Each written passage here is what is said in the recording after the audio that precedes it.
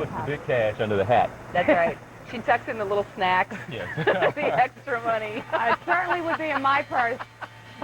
I'll see you guys tomorrow. And, you know, the Queen, obviously one of the wealthiest people in the world, and people on Wall Street feeling wealthy, too. The Dow closing at another record high, tying a record we've seen in the summer of 1927. Now the sit room and Wolf. Thanks, Susan. Happening now. Presidential fields in flux. Our brand new poll suggests one race is widening, the other tightening. Also this hour, pomp and political circumstances. While President Bush is rubbing shoulders with the Queen, is he on even shakier footing with the American public? And natural disaster on the National Guard. In tornado-stricken Kansas, the governor says the state's emergency response is limited because of the war in Iraq. I'll talk about it live this hour with Governor Kathleen Sebelius. I'm Wolf Blitzer. You're in the Situation Room.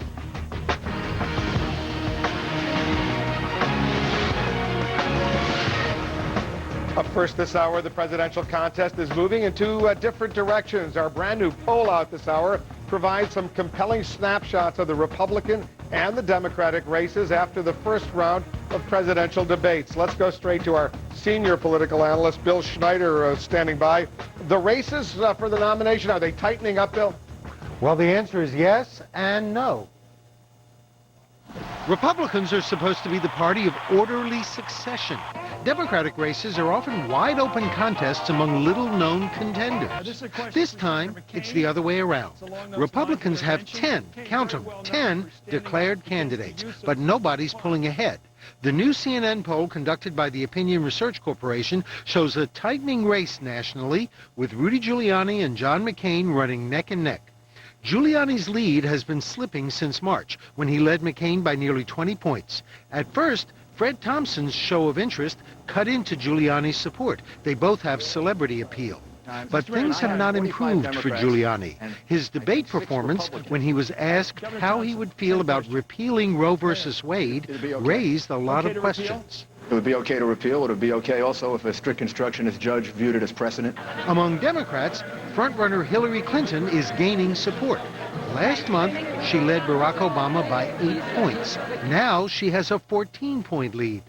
Where are Senator Clinton's gains coming from? Women, yes, and also liberals. Last month, Clinton and Obama were just about tied among Democrats who call themselves liberal. Now Clinton has forged 20 points ahead. Her strong position against the Iraq war seems to have convinced liberals she's with them. It is time to sunset the authorization for the war in Iraq. If the president will not bring himself to accept reality, it is time for Congress to bring reality to him. This time, Democrats are happy with their choices. 38% say they are very satisfied with the field. Only 20% of Republicans feel that way. There is one constituency where Barack Obama has been growing stronger, college-educated Democrats. Obama has a strong lead over Senator Clinton in that constituency, which tends to be more independent and reform-minded. Wolf? The problem, though, is that the younger the voters are, the less likely they are to vote. Statistically, over the years, the older the voter, the more likely they'll vote. Is that basically fair? You've studied these trends over so many years, Bill. That's always been true, that the older voters are the most reliable voters.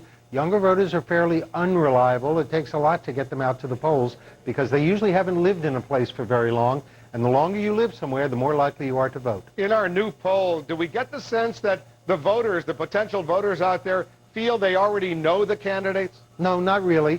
They only know a few of the candidates, and those are the best known, like Fred Thompson, who's not yet a candidate, if he is going to become one. Rudy Giuliani, of course, because of his mayoralty after 9/11. John McCain ran before. A few Democrats, Hillary Clinton is well known. Barack Obama became a sensation in 2004. But for the most part, the other candidates are still pretty unknown. And the rule in American politics is if people don't know who you are, they're not going to support you. And it takes a lot of effort and a lot of money to gain name recognition. Bill Schneider with the latest numbers for us. We're now less than a month away from CNN's presidential debates in New Hampshire, co-sponsored with WMUR-TV and the New Hampshire Union Leader. Due to the significance of these forums, CNN has decided to allow unrestricted media access to our debates after each one airs live here on CNN. The Democratic presidential candidates square off on Sunday night, June 3rd from 7 to 9 p.m. Eastern. The Republican candidates debate on Tuesday night, June 5th from 7 to 9 p.m. Eastern. Over at the White House, partisan bickering is taking a back seat, at least for a little while, for a truly royal welcome. Queen Elizabeth II is here in Washington for a state dinner that's the ultimate in presidential formality. Let's go to CNN's Brianna Keeler. She's covering all the pomp and ceremony. Right now, you're, outside the British Embassy, where there's a little garden party underway for Her Majesty? That's right. This is actually the British ambassador's residence next to the embassy there, and we just saw the Queen leave a moment ago with a very impressive Secret Service detail. There was a garden party here with 750 guests. We saw the Queen and Prince Philip arrive about an hour and a half ago, and they were meeting various guests, some big Washington names, Supreme Court Justice Ruth Bader Ginsburg, as well as Senator Joe Lieberman, Dennis Kucinich, and his wife. And we also saw Mickey Rooney. This was kind of a cute exchange that we saw. He broke with protocol and kissed the Queen's gloved hand, and she smiled, so that's good. Now, earlier, of course, we saw that formal welcome at the White House. President Bush, First Lady Laura Bush welcoming Queen Elizabeth and Prince Philip. A lot of pomp and circumstance there, meticulously planned, but still, President Bush showed us there's always room for a little error. The American people are proud to welcome Your Majesty back to the United States, a nation you've come to know very well. After all, you dined with 10 U.S. presidents. You helped our nation celebrate its bicentennial in 1976.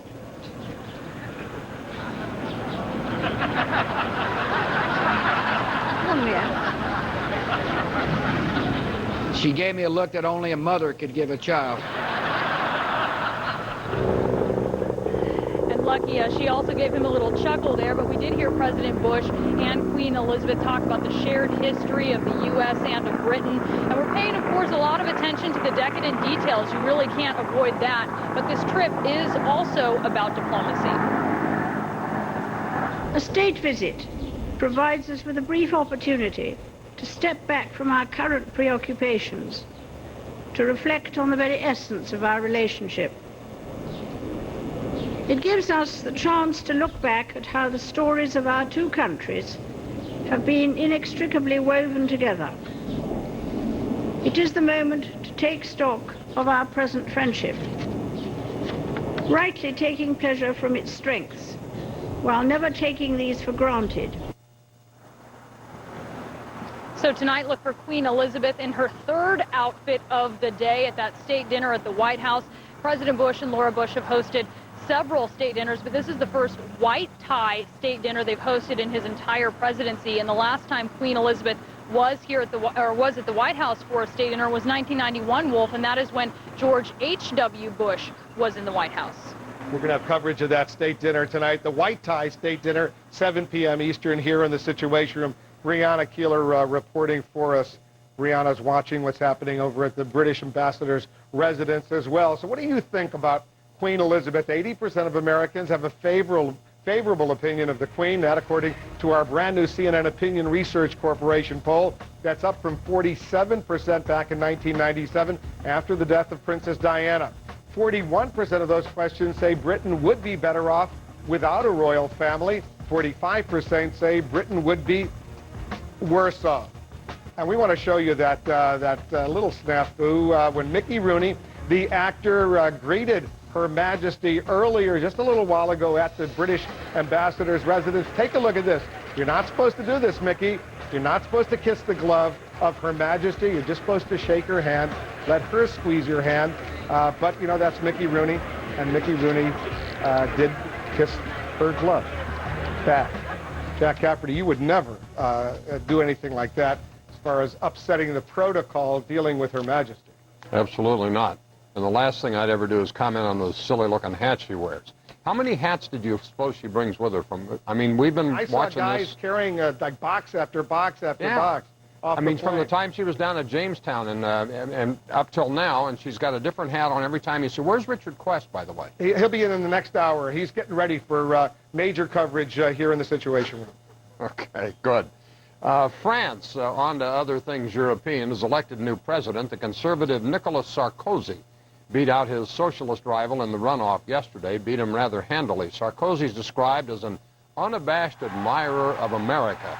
That'll be a switch, and is having an admiration for the U.S. that's unusual for a French politician. No secret, the U.S. has had what you might call strained relations with Jacques Chirac, the outgoing French president. But it looks like that could all soon change under Sarkozy, who says that Americans, quote, can rely on our friendship. France will always be next to them when they need us, unquote. He did add that friends can think differently, and he called on the U.S. not to impede the fight against global warming. But still, it's a far cry from what we're used to hearing from the French these past few years. So here's the question. How will France's election of a pro-American conservative president affect U.S. relations with Europe? Email CaffertyFile@CNN.com or go to CNN.com/CaffertyFile. Here's a side note, Wolf. 84% of France's registered voters went to the polls yesterday to elect their new president, which is a fairly astonishing number. I think our turnout in this country is something in the neighborhood of half that. And that's embarrassing to admit, but they did turn out in force for the runoff yesterday. If we get 50% in a presidential election, people think that we're doing pretty well. It is pretty impressive, the turnout in France. Jack, thanks very much. Coming up, the president's waning political capital as his days in office run out. What can he hope to accomplish? Plus, Kansas in crisis and the strain of war in Iraq. I'll ask the governor, Kathleen Sebelius, about limits on the National Guard and tornado recovery because of the war in Iraq. And the top Republican in the House raising a new red flag about the war. Is there a deadline for GOP support to waver? Stay with us. You're on The Situation. The Situation Room, brought to you by the people of America's oil and natural gas industry. Learn more at energytomorrow.org. It fuels our lives and creates the products we depend on. It powers our workforce. It brings us home and gives us warmth. It lets us travel the earth and reach for the sky. Vital for life, too precious to waste. Oil and natural gas. Together, let's use it wisely. Learn more at energytomorrow.org. My life changed in an instant. I lost my job, and as a result, I lost my health insurance. The first thought in my head was, how am I going to get my medication I need? I was in a lot of trouble. I've met so many hardworking people in America who just need a little help. I had no insurance. It was important for me to get those medications. And the PPA has been there for many of them. We've been to nearly 1,000 cities in all 50 states, helping more than 3 million people in need. If you're uninsured and struggling, America's pharmaceutical companies want to help. Call 1-888-4PPA now to see if you may qualify. Tell the trained specialist the names of your medicines and you could get them for free or nearly free. It's as easy as a phone call. PPA saves me $1,300 a month. Take control of your health. Start by calling 1-888-4PPA now. It really brought tears to my eyes that there really is hope out there. Without my wife and PPA, I don't know if I could have been here today. The Partnership for Prescription Assistance, on the road to helping you. This June, the candidates debate live on CNN. The Democrats go at it June 3rd. The Republicans battle June 5th. No holds barred. Stay with the best. See. The King of Waltz is back. André Rieu and his Johann Strauss Orchestra are back for a new series of concerts. This time, it feels like coming home. The musical highlight of the year, with unforgettable melodies from musical operetta, but above all, with lots of world-famous waltzes. Live at the Rose Garden on October 9th. Tickets on sale May 5th at ComcastTix.com. Your King of Waltz is coming home.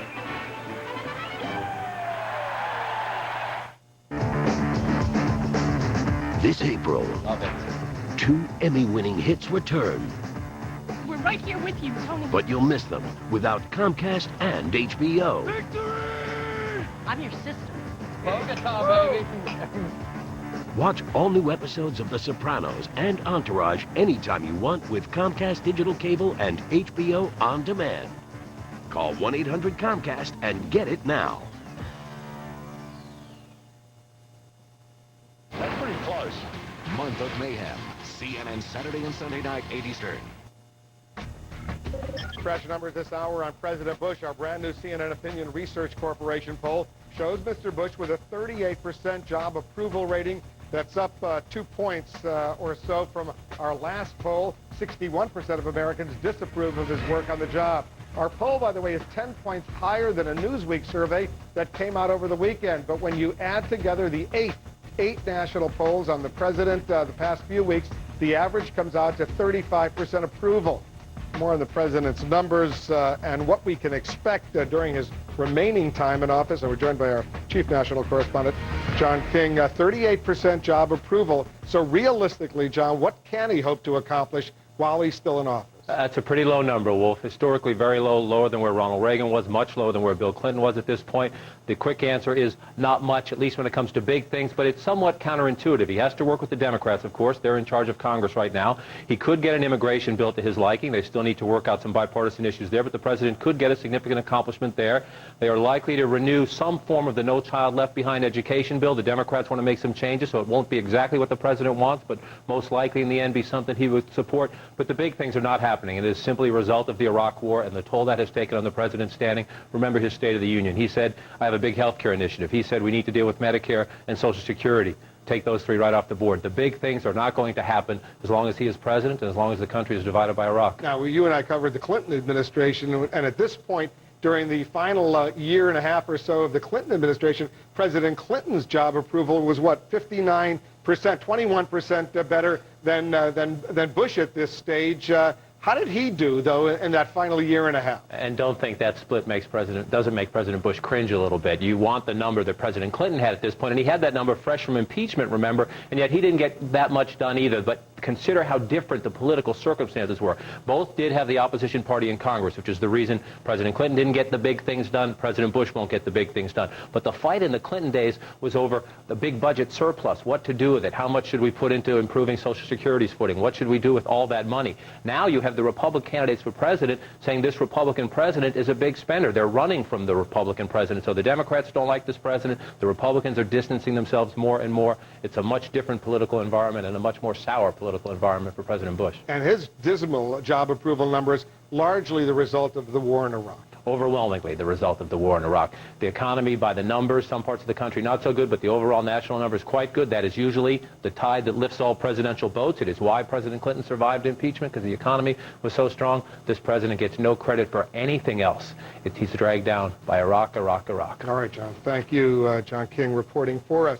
So what do you think about Queen Elizabeth? Actually, we asked that question already. Let's get some more information on gas prices. That's going to be coming up. John King, by the way, as you saw earlier, Bill Schneider, they are all part of the best political team on television. And remember, for the latest political news at any time, you can check out our political ticker at cnn.com/ticker. Let's get to gas prices right now.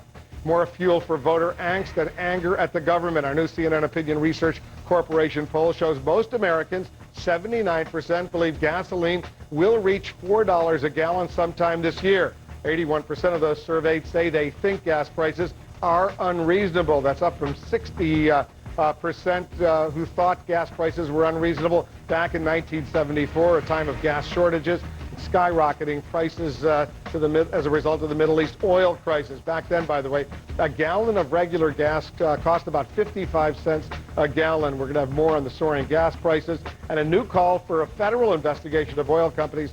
That's coming up in our next hour. Still ahead, a new step in the New Jersey governor's recovery after the car crash that nearly killed him. And is Hillary Clinton cementing her status as a Democratic presidential frontrunner, or is she enjoying a temporary surge? Paul Begala and Terry Jeffrey weigh in on the race and the poll. Stay with us. We'll be right back. Get me here. Tonight at 8, death delayed. Lethal injections are supposed to be quick and painless, but for some inmates, they take an eternity. Cruel and unusual punishment? We're bringing the debate out in the open tonight, 8 Eastern. Traffic ahead. Incredible. You found a golf course near the conference. Awesome Chinese. Now you find me a way around traffic. I love you. Every now and then I get a little bit lonely and you're never coming around. Take Market Street exit. You're right. We'll just keep it professional, you know? Go everywhere, find everything. Fall hard for the new Where To GPS at Avis.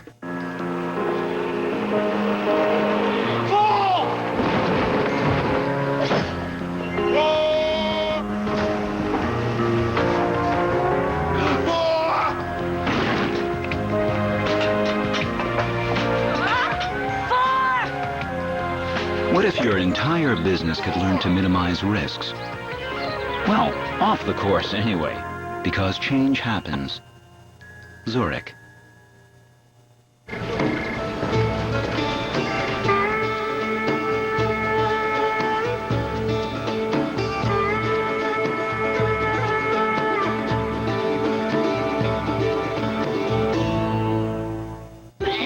If you suffer from allergies, more effective relief is on the way.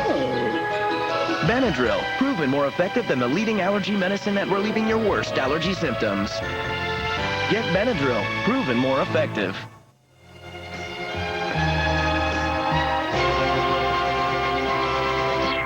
Daydream, I fell asleep amid the flowers for a couple of hours on a beautiful day. Daydream. Introducing Fit Matters, a new service to help you find the right bra for the right fit, whatever your shape and style. Exclusively at Macy's.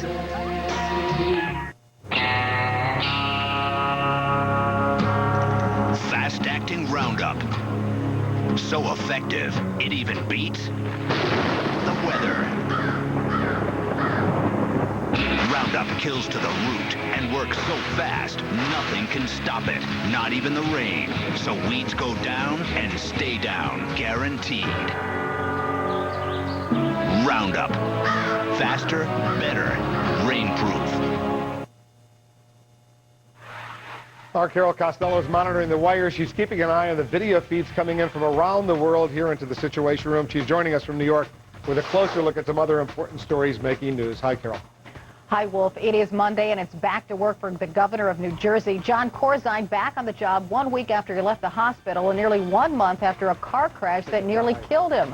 The governor can walk, but as you can see, he needs crutches, and since he needs lots of intensive therapy, Corzine plans to work from the governor's mansion for a while before heading back to the State House. It is okay to eat pork, chicken, and some eggs from some animals involved in that pet food scare. Those animals had eaten food mixed with pet food scraps that were contaminated by the industrial chemical melamine. But today, government scientists said the potential human exposure to that chemical is minute. So eating products from those animals poses a very low risk to humans. At least one casualty of the controversy over work romance of the head of the World Bank, a top advisor to Paul Wolfowitz, is reportedly resigning. According to reports, Kevin Kellums says the uproar over Wolfowitz is making it nearly unbearable to focus and work at the institution. Of course, the situation he's talking about is Wolfowitz is promoting his girlfriend and giving her a pay raise in 2005, and the calls for Wolfowitz to resign over it. Should you be able to buy lower-priced prescription drugs that are imported from Canada and elsewhere? The Senate is expected to vote on that issue at this hour. A measure would allow pharmacies and drug wholesalers to import government-approved drugs from places like Australia, Europe, Japan, and New Zealand. Drugs in those countries are often much cheaper. Of course, we'll keep you posted. Back to you, Wolf. We'll see what happens on that. That could affect a lot of people, Carol. Thanks very much. One Democratic senator is taking advantage of a popular online tool to bring his recent trip to Iraq home to his constituents. That would be Senator Ben Nelson of Nebraska. He's using Google Earth to give a simulated tour of the country. Our internet reporter, Abby Tatton, is joining us with more. So how does this work, Abby? Wolf, it was a staffer on the trip with a simple digital video camera combined with a new tool from Google Maps and Google Earth. Senator Ben Nelson led a congressional delegation to Iraq last week, his third visit to the country, and this time you can watch exactly where he went. This is it right here. This Google mapping tool lets anyone create personalized journeys online, adding information and images or video like this one of the senator arriving in Baghdad. Nelson's office says the aim is to allow visitors to their website to virtually travel alongside with the senator as he met with Nebraska troops and with Iraqi leaders. There are plenty of congressional websites now that use interactive tools, online video, that kind of thing to communicate with their constituents. This kind of mapping tool, this is the first time we've seen this kind of thing being used by a member of Congress. Wolf? Won't be the last. I'm sure, Abby. Thank you. Up next, a tornado disaster on a massive scale. Would rescue and recovery move faster if there was no war in Iraq? The Kansas governor, Kathleen Sebelius, she's standing by to join us live. And even an actor can fail to sell his lines. Fred Thompson gets some less than impressive reviews from his speech out in California. Will it discourage him from jumping into the presidential race? Paul Begala and Terry Jeffrey, they're standing by for our strategy session. We'll be right back. With Mom and Dad and Grandmom and... Situation Online, brought to you by ID Art Media, the official publisher of Verizon print directories. ID Art Media is the official publisher of the Verizon Yellow Pages and home to superpages.com, delivering billions of print and online searches every year. So anywhere, anytime, find the answers you need and the things you want from your home or anywhere else. ID Art Media. He's there with all the love in his heart. Fell so madly in love. It was love at first sight. You know, she tells me she loves me more and more every day. He loves me. I love him for exactly who he is. I mean, that's what love is. Love is wonderful. eHarmony.com.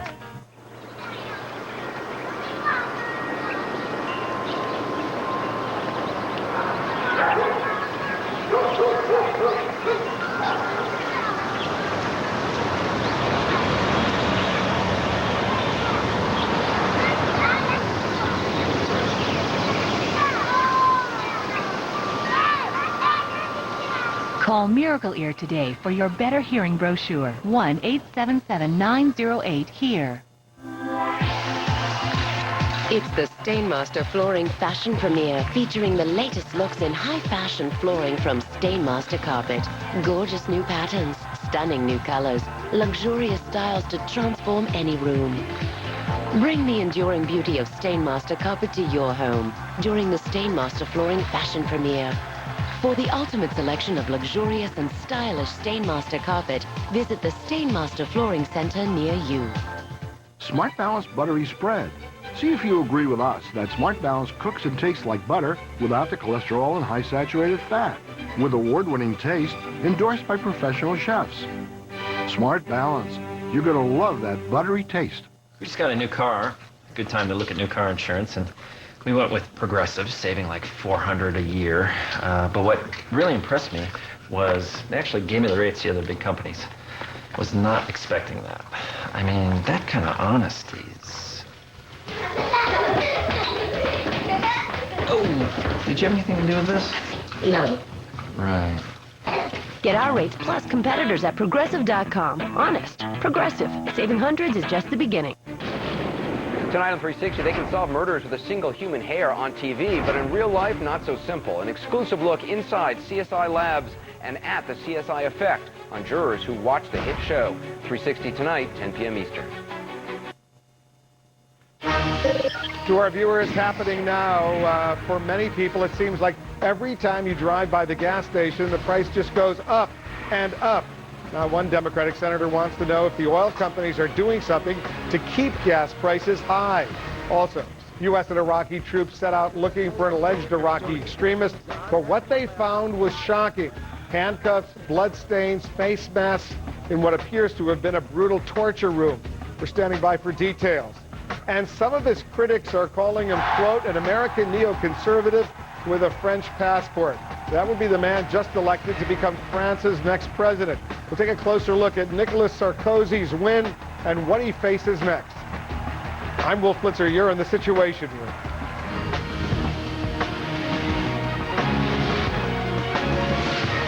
In Kansas, the death toll from devastating tornado-packed storms is up to 12 today. Rescue teams are searching the rubble in communities that were largely wiped out. The governor of Kansas says recovery efforts are limited because so many National Guard troops and resources are deployed in Iraq.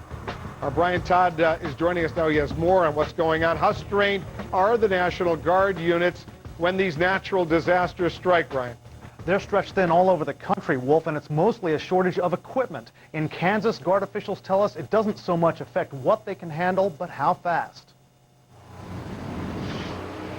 To recover in Greensburg, tons of debris will have to be cleared away. Some crucial first responders, National Guard units, are being hampered in this effort. And officials say troop strength is not the problem. We need trucks. We are missing Humvees. We're missing all kinds of equipment that could help us respond to this kind of emergency.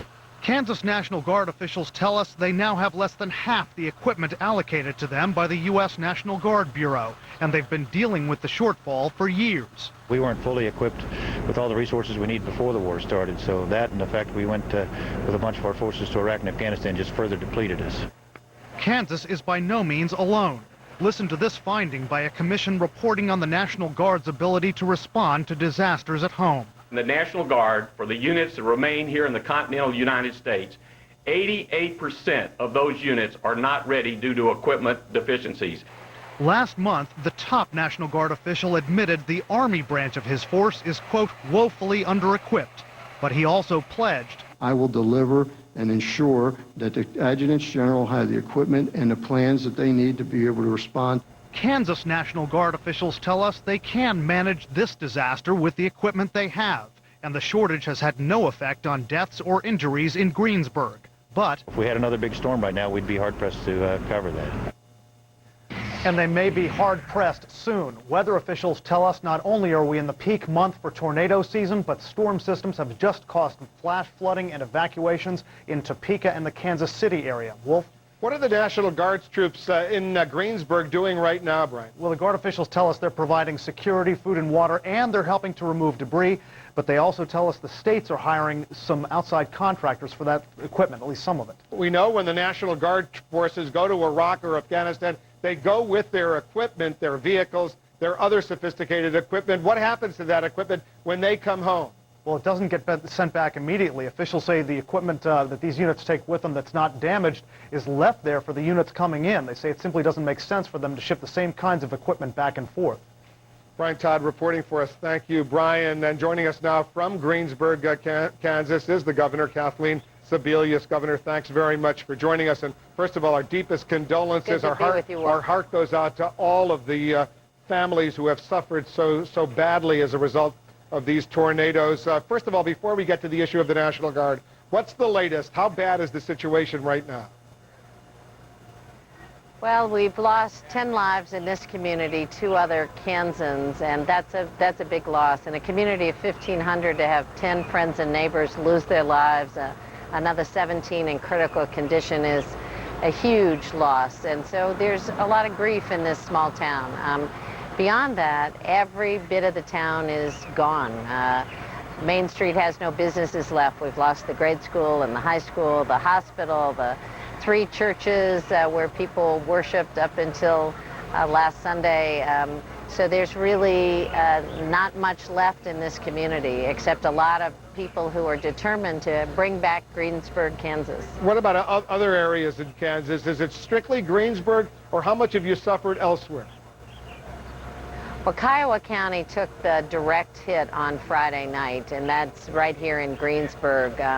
A surrounding county had some damage, and then further east there was some additional damage. The following night there was a series of 8 tornadoes that touched down, 11 more injuries, and a death when a tractor trailer went into the lake. So we continued to have a bad storm on Saturday night, and yesterday the flooding started. So in the northeast part of the state, we've now had to evacuate areas around Topeka, a nursing home in Rossville, because we have floodwaters rising. So we're dealing with 2 simultaneous weather-related disasters, but thank God the sun came out today, and people in Greensburg are back looking at the devastation of their town. This is the first day they've been back in. We did some checking with the National Guard Bureau, Governor. We found out that in Kansas you have about 5,500 troops in the National Guard, and almost 800 of them or so are deployed in Iraq right now. How much of a factor is that in dealing with this current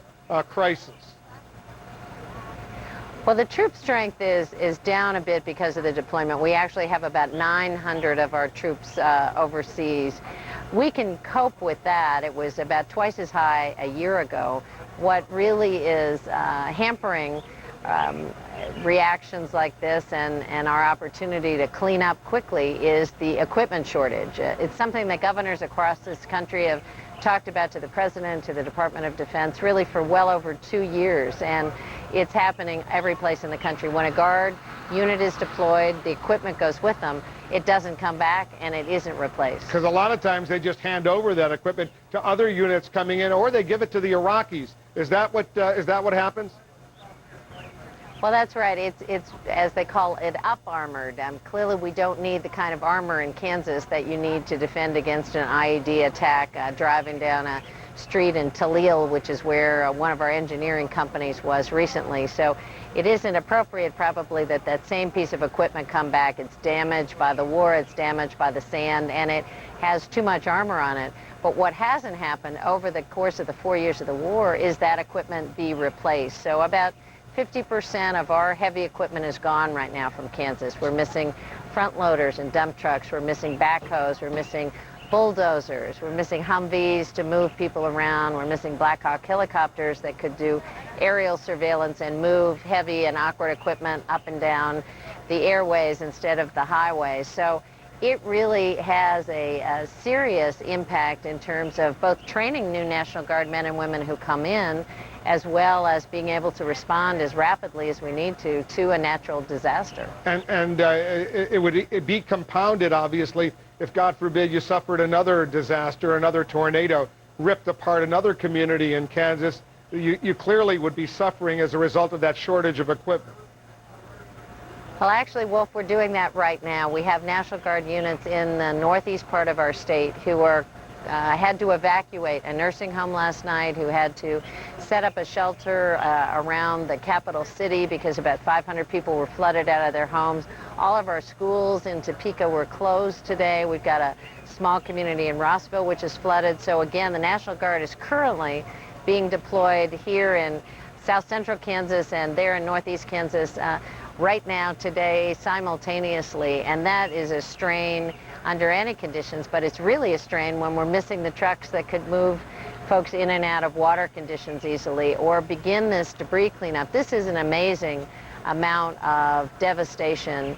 An E5 tornado hit right here in Greensburg, Kansas, and really 95% of the structures are gone. I guess the new terminology is EF5.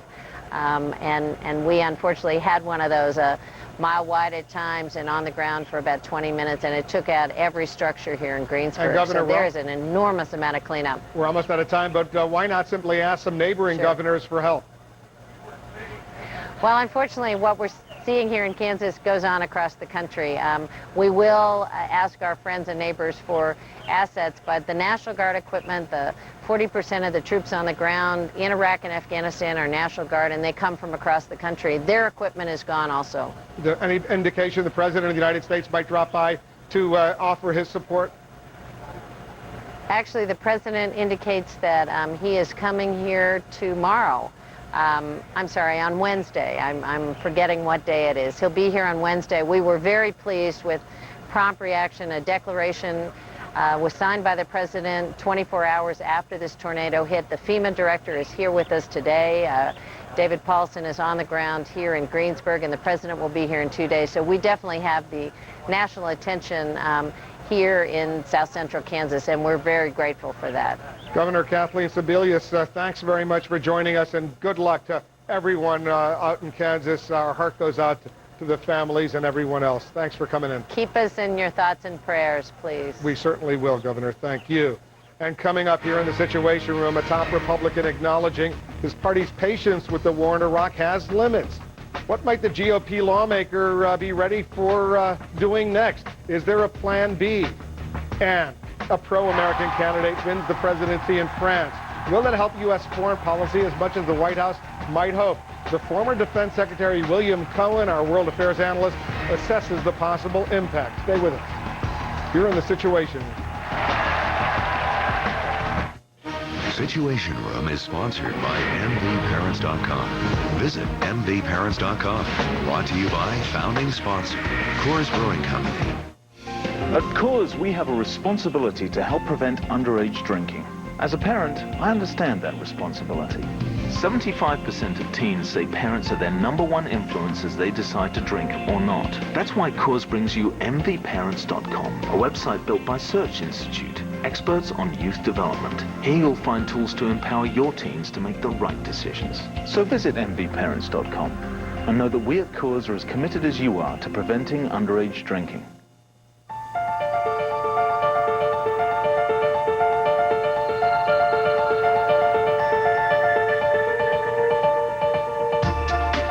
What do you think of when you see a tree? A treatment for cancer? Alternative fuel for our cars? Do you think of hope for the environment? Or food, clothing, shelter? We do. Weyerhaeuser. Growing ideas. Now what's wrong? They printed these in color. So? She's gonna flip. No, man, it's the Xerox Work Center. Prints color for pennies a page. Color's good, presentation's good. I'm shocked. Glad you like it, sir. You are shocked? Really? Because we're shocked. Shocked you even get it, pal. Dave, what are you doing here? Came to fix the mute button. Five-eye bonus.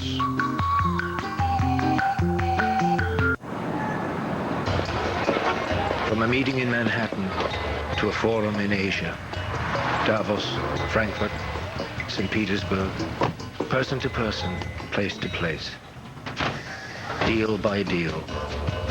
Wherever ideas and industry come together, wherever money is being made, chances are we're there.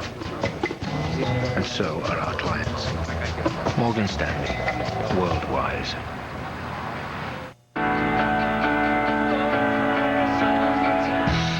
There's a time for us to let go.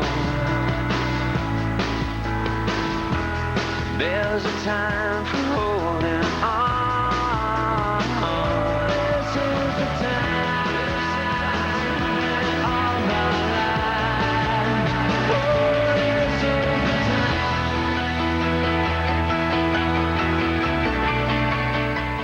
Oh, this is the There are trillions of allergens circulating throughout the average American home. Which is why Trane created the first central air system that removes up to 99.98% of the allergens from all the air that it heats or cools. Trane Clean Effects. Isn't it time you expected more from your system? See how it works at Trane.com. Are some Republican supporters of the Bush administration's new Iraq plan getting somewhat skittish about its progress?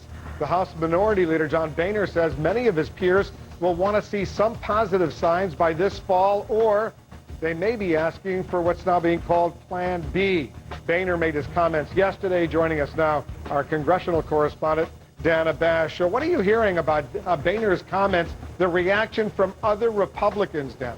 Well, Wolf, you know, at first blush, those comments from Congressman John Boehner weren't that surprising to those of us who walk the halls of Congress and talk to Republicans all the time. We get a sense of the impatience, the growing impatience that Republicans feel when it comes to the war. But looking at it more specifically, hearing those kinds of comments from not only the top Republican in the House, but somebody who has been a staunch supporter of the president and his strategy on Iraq is quite telling, and it's telling in that what Republicans here understand is that they don't support any timelines or deadlines, but there is an unofficial deadline of sorts for the president's strategy, and that is this fall. General David Petraeus came to the Hill just a few weeks ago and said that he's going to come back, and he will not know before and certainly may know by September whether or not the strategy is working. So everybody is holding their breath, and they're going to give the president until September for the strategy to work, but maybe not much more. Now, as you know, there's this sort of informal deadline to get the funding bill through the House and the Senate to the president's desk by Memorial Day.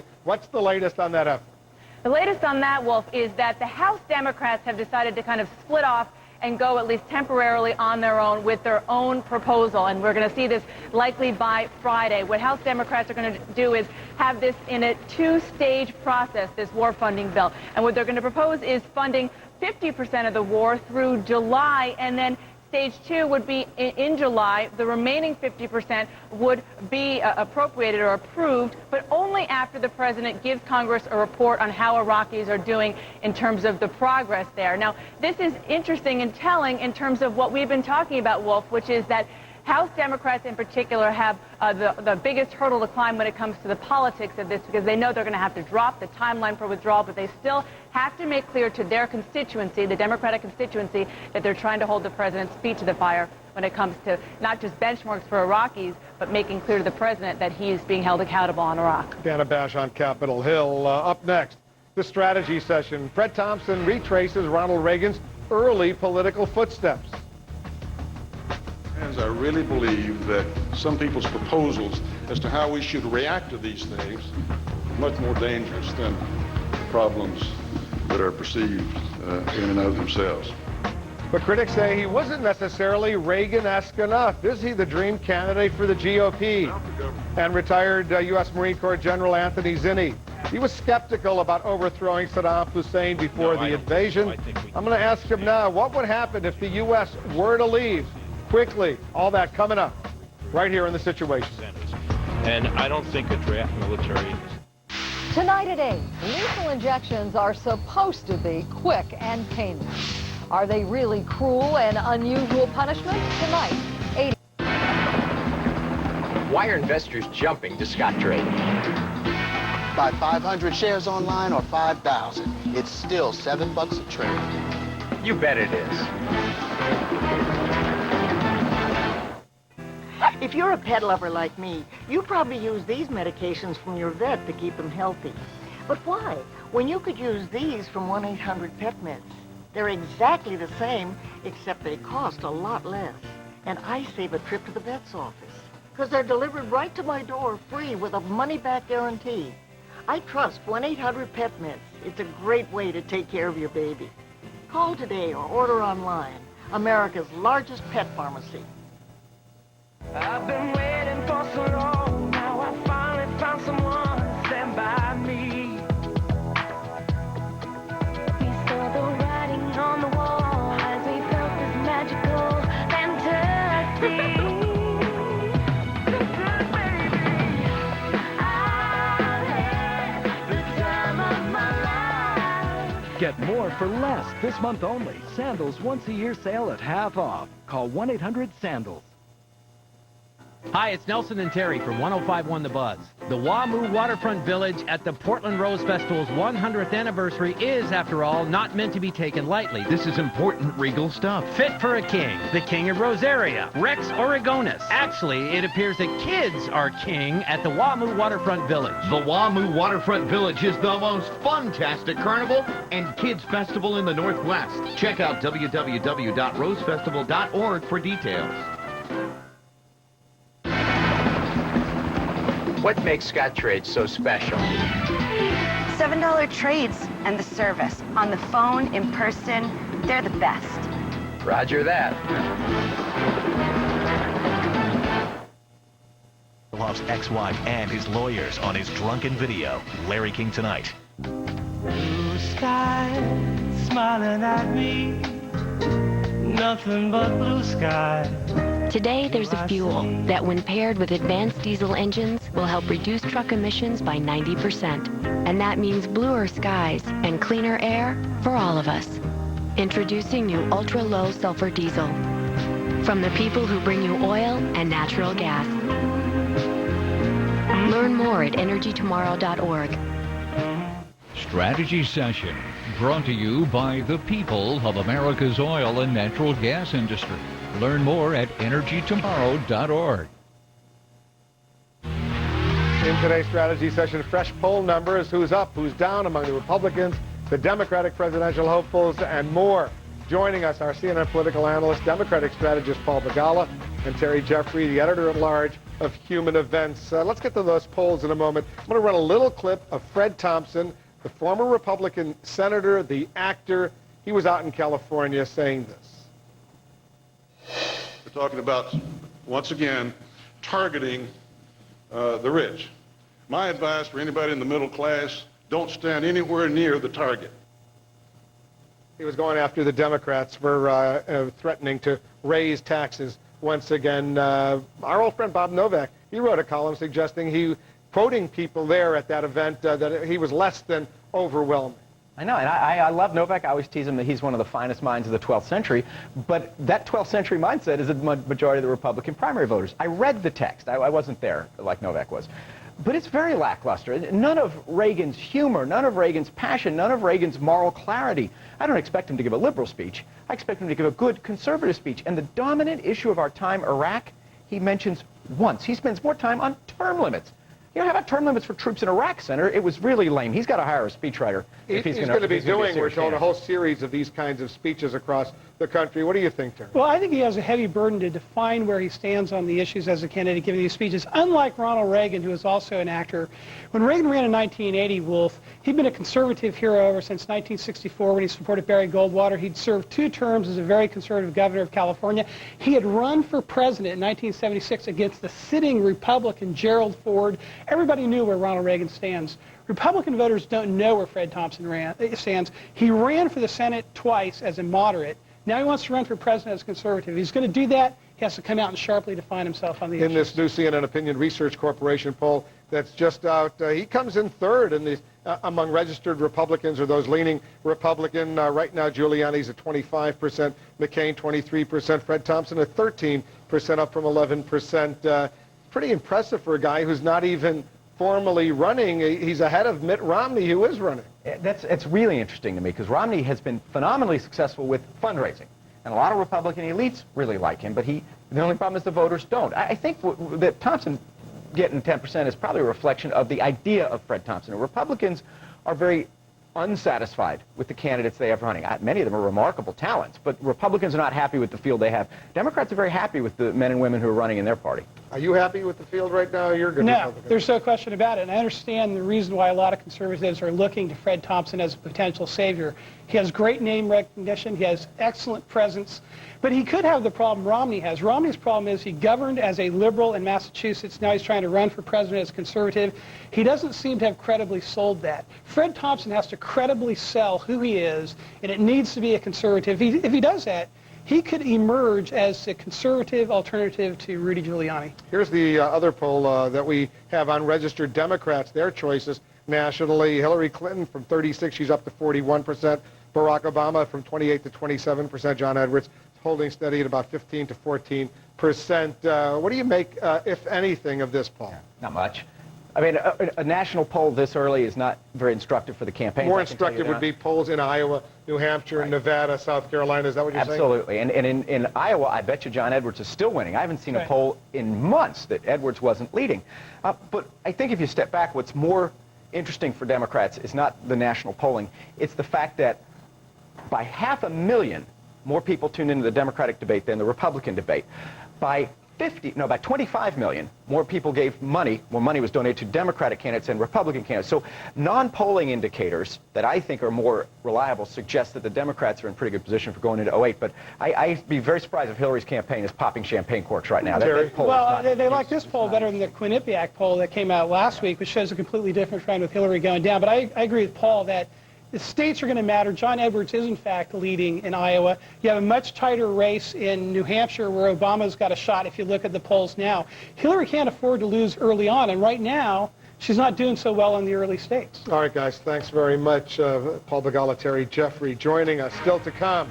America has a powerful new admirer in France, but will it help the U.S. bolster other friendships in Europe? Jack Cafferty standing by with your email. And what's the driving force behind the rising price of gas? Coming up, a new call for a federal investigation into whether oil companies are doing anything improper. Stay with us. You're in The Situation. Closed captioning hours provided by Icy Hot Heat Therapy. When the heat is on, the pain is gone. For pain across your whole back, Icy Hot has it covered. New Icy Hot XL patch. High feet of dull pain, hot to relax it away. Icy Hot XL. XL relief for XL pain. Hello, welcome to Jiffy Lube. We're running a fantastic buy one, get one free special that I know you're going to love. For a limited time, buy one Jiffy Lube signature service oil change featuring Pennzoil motor oil. The next one's free. You pay nothing. Zip nada. That's a premium oil and filter change, tire pressure check, car interior vacuum. Chucks will even clean your exterior window. That's our 17-point service for free when you buy one signature service featuring Pennzoil. Again, buy one, get one free. How's that sound? Oh, you got talent. Stop in for your buy one, get one free signature service featuring Pennzoil.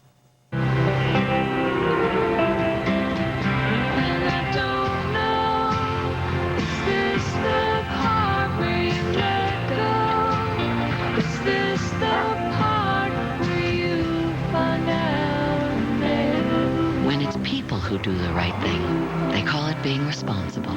When it's a car insurance company, they call it Liberty Mutual. Responsibility. What's your policy? Liberty Mutual.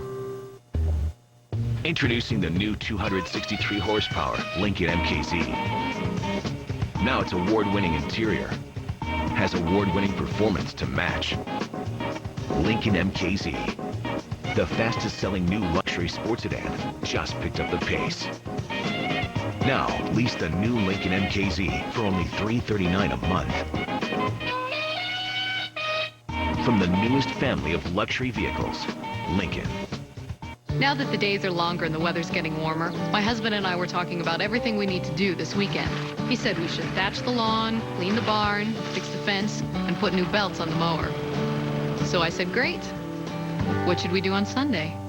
Time to dig in and get the job done at Tractor Supply. Through May 20th, save 15% on groundwork seed, sprayers, hose, sprinklers, and garden tools. And this 24-horsepower Husqvarna, just $19.99. The stuff you need out here is in here. Tractor Supply.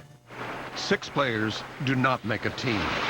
If they don't work together, they're just 6 individuals in matching uniforms. At Oppenheimer Funds, our investment professionals work hand in hand, sharing more than a common goal, sharing the skills that can lead to success. Oppenheimer Funds, the right way to invest. Carefully consider fund investment objectives, risks, charges, and expenses. Call your advisor for a prospectus with this and other fund information. Read it carefully before investing. Tonight, 7 p.m. Eastern, retired General Anthony Zinni. Before the war, he warned to contain Saddam Hussein is safer than a splintered Iraq. Why was he ignored? Tonight, The Situation.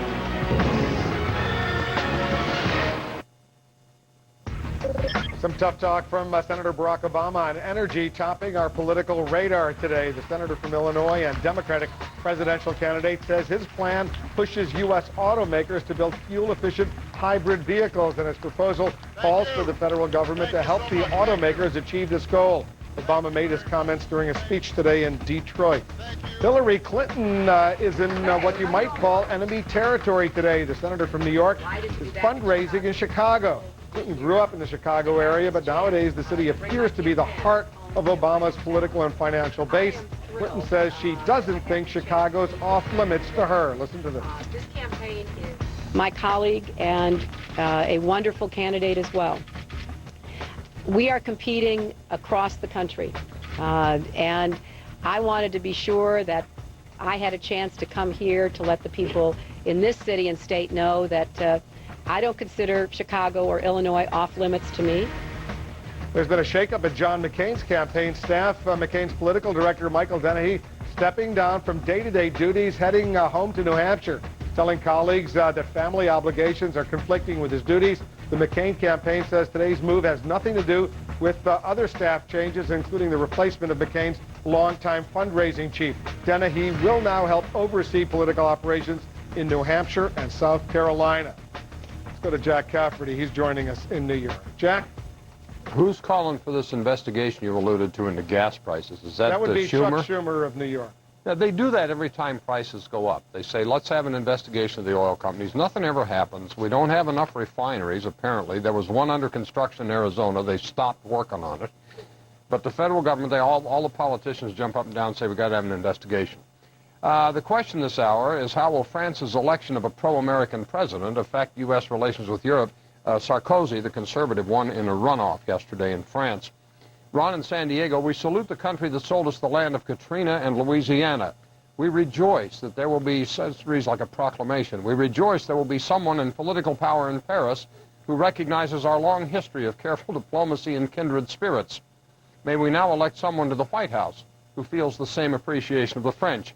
I still miss Jacqueline Kennedy speaking French once in a while. Michael in California writes, the portrayal of the president-elect of France as pro-American is cartoonish. No mainstream French politician, left or right, is anti-American. They and the French populace are fervently anti-Bush on matters such as Iraq, gun control, religious fundamentalism, and global climate change, but then so are many, many Americans. If the Bush administration is expecting Sarkozy to be another poodle, the second coming of Tony Blair, they'll be grievously disappointed. Terry in Fayetteville, North Carolina, the Bush team will demonize Sarkozy like they did Chirac and Putin. just as soon as Sarkozy dares tell Bush something he doesn't want to hear, like what a sound immigration policy looks like. Pat in Idaho writes, a friend can't possibly hurt the U.S. even if it's France. Our roster of friends around the world isn't very impressive. James in Canada, just think, Americans might again enjoy drinking fine French wines. Don't be fooled by thinking he's pro-American. French people can't stomach Americans. Sharon in Toronto, before Americans can comment on the election in France, they should be required to locate the country on a map. Ted in California, sacre red, white, and bleu. And Betty in Houston, I think this is terrific. When can we expect the French Foreign Legion to come in and relieve our troops in Iraq? Wolf? Jack, thank you. To our viewers, you're in the Situation Room happening now, pulled from the rubble. A survivor found in a town leveled by a killer tornado. We're on the scene. We're going to show you another twister, much too close for comfort. A popular Las Vegas hotel and casino is the scene of a fatal bombing. What happened in the parking garage and why? And the price of gas hitting a record high, and the summer driving season hasn't even started yet. Are the big oil companies pushing prices up on purpose? I'm Wolf Blitzer. You're in the Situation Room.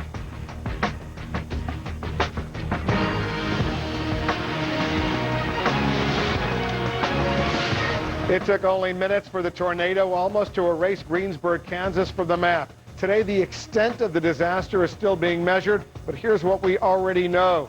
Authorities say 2 more bodies have been found in Greensburg, bringing the death toll there to 10 and 12 in all of the storms that struck Kansas over the past couple days. But last night, a survivor was also pulled from the rubble, which in some places stands 20 feet deep. Residents were allowed back for several hours today, although little remains of their homes. Many left quickly. A poison gas leak from a damaged rail car forced police to evacuate much of the area. Let's go live to Greensburg. CNN's Don Lemon is on the scene for us. Don, this is a horrific, horrific situation. The search and rescue operations, do they continue right now, or have they concluded that no more survivors or bodies are likely to be found?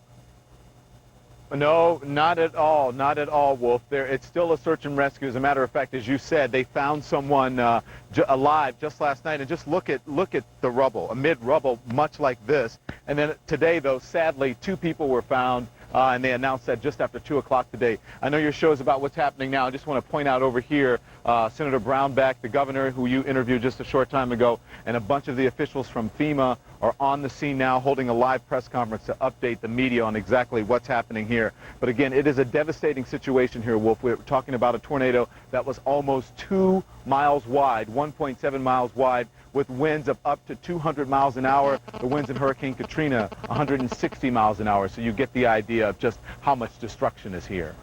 Don, have you ever seen anything like this in all the years you've been a reporter? Wolf, nothing like this. And I covered Hurricane Katrina. I covered 9/11. I covered the first time that the World Trade Centers were bombed, and there was a big crater there. Obviously, a different situation there, and it was devastating. A lot of people died. But as far as natural disasters go, I've never seen anything that came through so quickly and caused so much devastation. 90 to 95%, I know we've been hearing a lot about that, of one town gone, and I mean it is gone. Everything from City Hall to the hospitals to the bank, there is nothing virtually standing here, Wolf. Don Lemon on the scene for us. Thanks, Don, very much. The tornado that struck Greensburg was at F5, the most powerful in the classification system used by the National Weather Service. And at its widest point, the damage path was 1.7 miles across. The trail of destruction went on for 22 miles. Wind speed was estimated, get this, at 205 miles an hour. Residents of the Kansas area are sending in images of the tornado aftermath. The CNN's iReport. Let's bring in our internet reporter, Abby Tatton. Abby, what are you seeing coming out of Greensburg? Well, if we're seeing what people are confronted with as they head back in trying to do some cleanup. These pictures sent into iReport from Chris Neal. He headed in with a friend trying to retrieve some possessions for a family member. Found the town evacuated, debris strewn all over the place, and the buildings that are still standing he saw ripped apart. And it wasn't just in Greensburg, just northeast. We got these pictures in from Haviland, Kansas. These sent in by Jeff Robinson of a family farm that you can see with entire walls ripped off. If I zoom in on that picture there, you can see part of the kitchen is still intact, but the outer wall is just gone. Robinson says that 2 combines on this farm were picked up, lifted away, and they just don't know where they are still at this point. This is the picture sent in from Haviland, but he did say that everyone there was safe on this farm. Wolf. Abby Tatton with the latest from our iReport. Thank you. If most of us are lucky, this is about as close as we'll ever get to a tornado. The storm chaser, Reed Timmer, shot some really extraordinary video in Ellis County, Oklahoma on Friday. Take a look and a listen to this video. 2 wipers. Turn off the wipers. And Don't get in an accident. That is in the path of that storm as it's now 4 miles. The core of the storm, very potentially dangerous area within the... Okay, stop. We're good. Don't go. Jesus Christ. It's moving to the northeast at about 30 miles. Shut your door. Shut your door. Thank you very much. Shut your door. Okay, go. Back up. The 101 Weather Center. Back up. Incoming, however, we do not want you out of... We're okay. We're okay. Our spotters on the ground, emergency management directors, there are trained spotters on the ground. We do not want you to be out looking at the storm, a dangerous storm, potentially hazardous storm in the South Ellis County area now. Highway 283, that would be Arnett, and to the west. We're good. Hold on. 4 miles south of 51 and 60.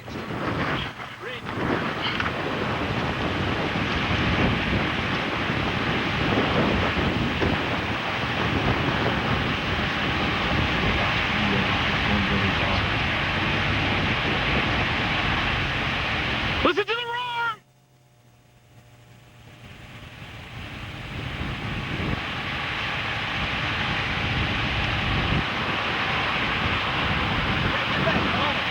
I got it!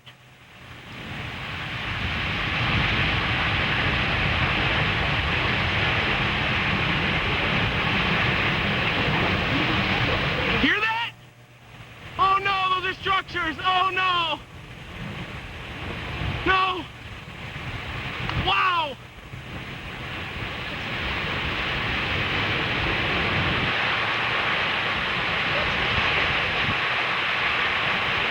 Can you hear that?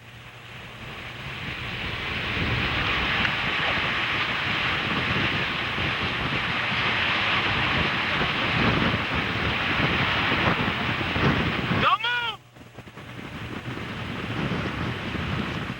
Really amazing video, the power of that tornado, and that wasn't the tornado that hit Greensburg, Kansas either. That tornado was at 200 miles an hour. The governor of Kansas, Kathleen Sebelius, told us in the last hour President Bush will be heading out to Greensburg on Wednesday. We're watching all of the impact of this disaster unfold.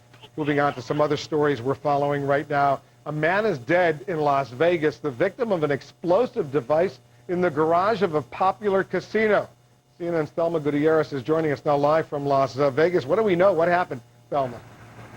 Well, Wolf, I can tell you that right now it is business as usual back at the Luxor, but the explosion actually happened about 30 yards from where I'm standing right now, across the street in that public parking structure right there. Police say that there were 2 co-workers who worked for a subcontractor within the Luxor. They were leaving work about 4 a.m. They walked to the car, second floor there. The man spots some sort of a device on the roof of his small car. He attempts to remove it, and then the thing just detonates. The man was transported to the hospital where he dies. The co-worker was not injured. That person is now cooperating with police. Now, Luxor officials say that they did not evacuate any of the rooms at the time. You take a look, that there's a security camera right at the top right now, Wolf. Police are looking at those tapes to try to see if they can establish who may have planted that device. What are police saying, Thelma? Terror-related, mob-related? What is the working assumption? Well, you know, I talked to a spokesperson a short time ago, Wolf, and he was very clear to say that they do not believe that this was a terrorist act at all or a mob hit.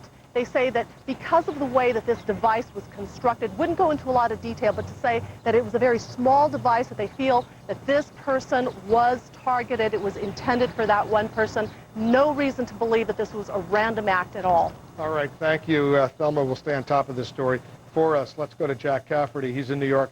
Got the Cafferty file. Whatever the motive, it's scary stuff out there. Indeed it is. Very, very bloody weekend for U.S. troops in Iraq, Wolf. 10 American soldiers died there yesterday. 26 American troops have been killed in Iraq in just the first week of May alone. This follows April, one of the bloodiest months of the war. More than 100 American troops killed during April. And it brings the total of U.S. service members lost in this war now to 3,377. The White House says Americans should brace for more U.S. casualties as the Baghdad security push or surge continues. Meanwhile, a couple of the Democratic presidential hopefuls suggest that Afghanistan, not Iraq, is where the U.S. needs to put its troops. Senator Chris Dobbs said, quote, "Why not go to the place where al-Qaeda really poses some threats? Why not go after Osama bin Laden, where we know he's hiding out, instead of being bogged down in a situation where we're being used and isolated and radicalizing elements in that part of the world more and more every single day," unquote. And John Edwards said this, "What I would do as president is, as we withdraw our combat troops out of Iraq, I would not leave the region. We're probably going to need some additional troops in Afghanistan right next door, given what's happened in Afghanistan," unquote. So here's the question. Two Democratic presidential hopefuls suggesting moving U.S. troops from Iraq to Afghanistan. Is that a good idea? Email Cafferty File at CNN.com or go to CNN.com/Cafferty File.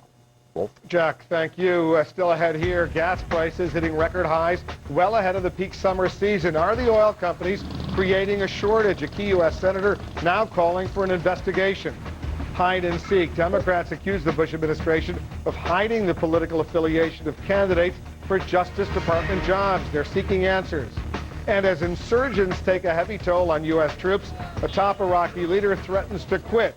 I'll speak about all of that with retired U.S. Marine Corps General Anthony Zinni, the former head of the U.S.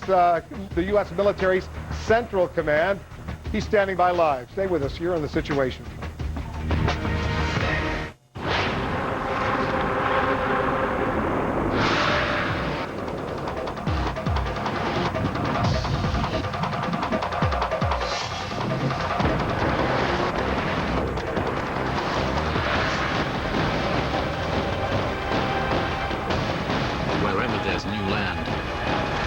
There's a new Land Rover.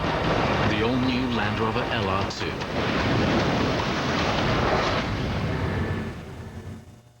Newspapers across America are speaking out against changes to Medicare. The Indianapolis Star warns fixing drug prices is bad for future generations. The Charleston Daily Mail says drug coverage works for seniors. And the Atlanta Journal says keep drug price negotiations out of Fed's hands.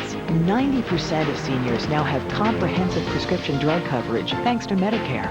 Competition is creating real savings for seniors. Changing Medicare would be a mistake. Tell Congress, protect today's Medicare. You face your defining moments with strength, honor, and resolve. You count on the right training, the right equipment, and the right information. Ready when you need them most. So you can focus on what really matters. Your mission. Lockheed Martin. We never forget who we're working for. When something really fits, you can feel it, like the fit you get with C-Bond denture adhesive. It's the only wafer that has a gasket effect that locks dentures in place. Only C-Bond gives you all-over coverage, all-over hold in a wafer. No mess, no ooze. When your dentures really fit, you can feel it.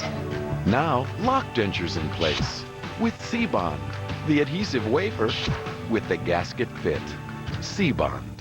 I'm Alice Klodnick, and I am 100 years old. Indeed, I did fall for a younger man. He kept asking me to play tennis with him, so I thought, well, this is one way to get rid of him. I didn't tell him I was state champion. Best decision I ever made was to marry him, to succumb. If you're lucky, you don't outlive love. And if you plan properly, you won't outlive your money either. Retirement Income Solutions from Genworth Financial can give you retirement income you can't outlive. Genworth Financial. Insurance for living, solutions for life. Gas prices are sky high, and it's not even the peak driving season yet. Energy companies say they're having refinery problems, but a key U.S. senator is suspicious. Let's go to CNN's Mary Snow. She's in New York. She's watching the story. What's going on, Mary? Well, Wolf, over the past 2 weeks, the price of gas jumped 19 cents. There's been a high number of refineries with some shutdowns, and questions are being raised about what's behind it. It's a record high in the United States. Consumers now shelling out an average $3.07 a gallon for gas. The blame? A shortage of supply. New York Democratic Senator Charles Schumer is calling for a government probe into whether that shortage is deliberate. Are the oil companies cutting back on supply as demand goes up, so the price goes up and their profitability goes up? That's the looming question. Schumer is asking why U.S. refineries are only operating at 88% capacity and not full capacity. A representative for refineries says it's not on purpose. To suggest that a refiner is intentionally limiting production just doesn't pass the economic test. The industry blames disruptions to supply on a number of factors, including refineries still reeling from damage caused 2 years ago by Hurricanes Katrina and Rita. They say there are also maintenance issues at the country's aging refineries, but not enough qualified workers up to the task. An explosion last week caused shutdowns at this Oklahoma refinery. Still, energy analysts say having a dozen refineries in the U.S. and abroad partially shut at this time of year is highly unusual. I cannot remember a May where we have had more than 1 or 2 refineries out. So this is extraordinarily different than historic norm. So the big question is, what will this mean for the price of gasoline? Some analysts warn that if refineries aren't up and running fully by Memorial Day weekend, they predict there could be another 20-cent hike. Wolf? Mary, thanks very much. It's been a bumpy ride for American motorists when it comes to gas prices. Take a look at this. About a year ago at this time, a gallon of regular cost $2.91 a gallon. This summer driving season peak last August, the price went up to $3.04 a gallon. Then prices suddenly dropped. This year prices have been jumping from a January low of $2.17 a gallon to last week's high, $2.97 posted by the Energy Department. The Lundberg survey puts the current nationwide average $3.07 for a gallon of self-serve regular. Party politics is not supposed to play a role in the hiring of career officials in the federal government, but did the Bush administration play fast and loose with that rule? Let's go to our justice correspondent, Kelly Arena. Kelly, what are you hearing? You know, Wolf, these allegations are very serious. Congressional investigators are looking into new allegations that another top official at the Justice Department illegally hired lawyers based on their political affiliation. Another accusation today that the Bush Justice Department was playing hide the politics in its hiring decisions. Remember, it's illegal to take political affiliation into account when hiring career Justice Department lawyers, but that's exactly what Democrats suspect that Bradley Schlossman, a former top official in the Civil Rights Division, did, by asking applicants to hide the fact that they were Republicans, so they could be hired without anyone charging that partisan politics was behind the decision. If there's one department in this government that should be above political consideration for hiring and firing, that is the Department of Justice. One former DOJ employee, Ty Clevenger, tells CNN that when he applied for a job, Schlossman directed him to edit his resume to remove information identifying him as a Republican. Schlossman didn't return our calls, and the Justice Department says in a statement, political orientation is, quote, not a criterion solicited or considered in the hiring process. But this isn't the first allegation of political favoritism at Justice. Monica Goodling, the Attorney General's former aide, is being investigated for allegedly seeking out Republican hires. And former DOJ employees say it all points to a far larger problem. The whole hiring process had been changed to put the decision-making in political appointees' hands, and that was clear that was being politicized in that manner. As a result, they allege justice is compromised. You're getting people who have a certain political persuasion, and that's not healthy for enforcement of the nation's civil rights laws. The Department of Justice defends its civil rights record, saying the ultimate measure of success lies in its performance. And officials say that it has an overall criminal conviction rate of 98%, Wolf, which they claim is the highest ever. Kelly Arena, thanks very much. Good reporting. Coming up, a secret torture chamber uncovered by coalition forces in Iraq. Whose was it, and how many more are there? Also, President Bush welcomes the Queen of England to the White House. Her loyal subject and our loyal employee, Richard Quest. He's standing by live. He has the story, and it includes, get this, a breach of protocol. We'll be right back. Homeowners want to refinance and get cash? Countrywide has a great reason to do it now. A no-cost refi. It has no points, no application fee, no credit reporting fee, and no third-party fees, no title, escrow, or appraisal fees. Absolutely no closing costs, so you wind up with a lot more cash. Call now and ask for a no-cost refi. We're America's #1 home loan lender, and no one can do what Countrywide can. Call 1-800-641-0787.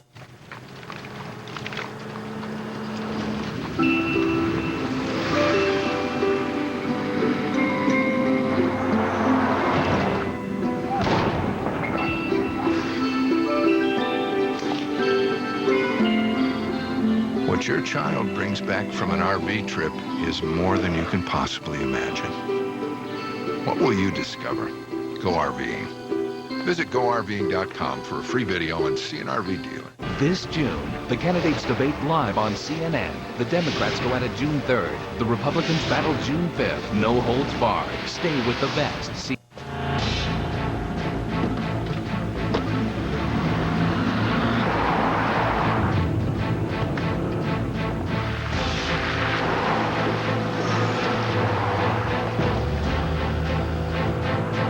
J.D. Power Automotive Ratings. Everybody wants them. We've got them. See them for yourself in our new interactive video buying guides, now at vehix.com.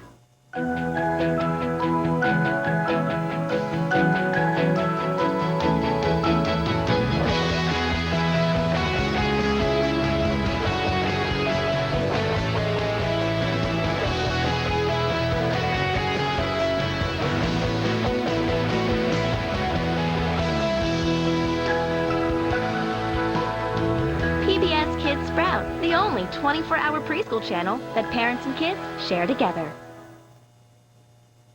David Hasselhoff's ex-wife and his lawyers on his drunken video. Larry King tonight.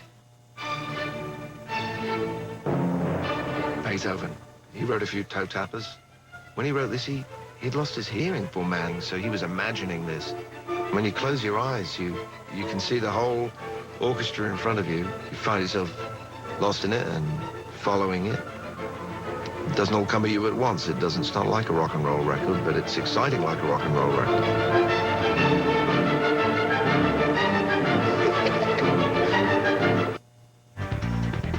Our Carol Costello's monitoring some other stories incoming to the Situation Room. Carol, what's going on?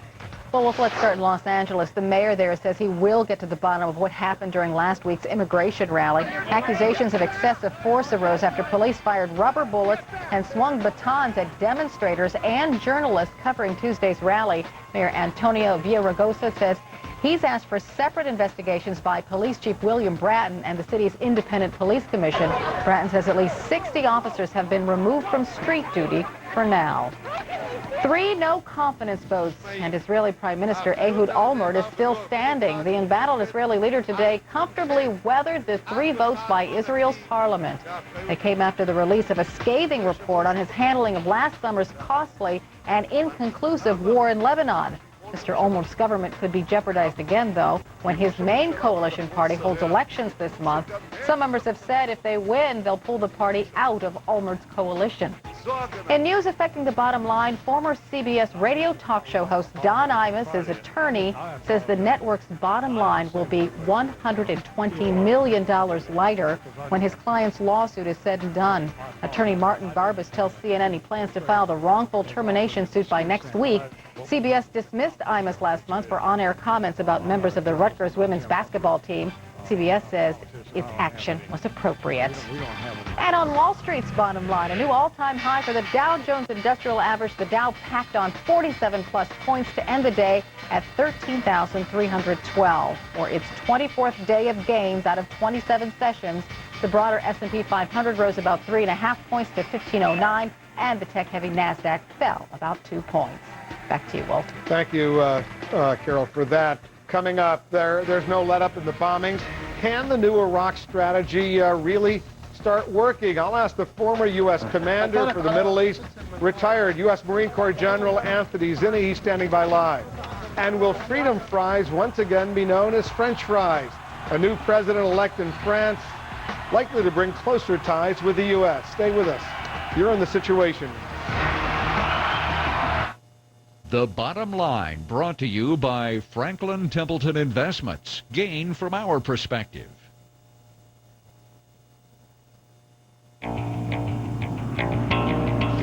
You see a troubled steel business. At Franklin Templeton, we saw a chance to invest in a re-engineered steel company poised for a turnaround, building strong returns for our fund shareholders. Perspective like this has made Mutual Series a leader in value investing. Franklin Templeton Investments. Gain from our perspective. Ask your advisor for a prospectus with investment goals, risks, fees, expenses, and other information to read and consider carefully before investing. Homeowners, want to refinance and get cash? Countrywide has a great reason to do it now. A no-cost refi. It has no points, no application fee, no credit reporting fee, and no third-party fees, no title, escrow, or appraisal fees. Absolutely no closing costs, so you wind up with a lot more cash. Call now and ask for a no-cost refi. We're America's #1 home loan lender, and no one can do what Countrywide can. Call 1-800-641-0787. Your shoes are tied, Bob. Your shoes are tied, Bob. Your shoes are tied. Sprint rugged phones. Tested for toughness. From the leader in 810F mil-spec wireless phones. Because it's a cruel world out there. Businesses get the rugged Sanyo 7050 or the Motorola IC502 for $59.99. Visit sprint.com/business. Sprint. Power up. Tonight, 7 p.m. Eastern, retired General Anthony Zinni. Before the war, he warned to contain Saddam Hussein is safer than a splintered Iraq. Why was he ignored? Tonight, The Situation.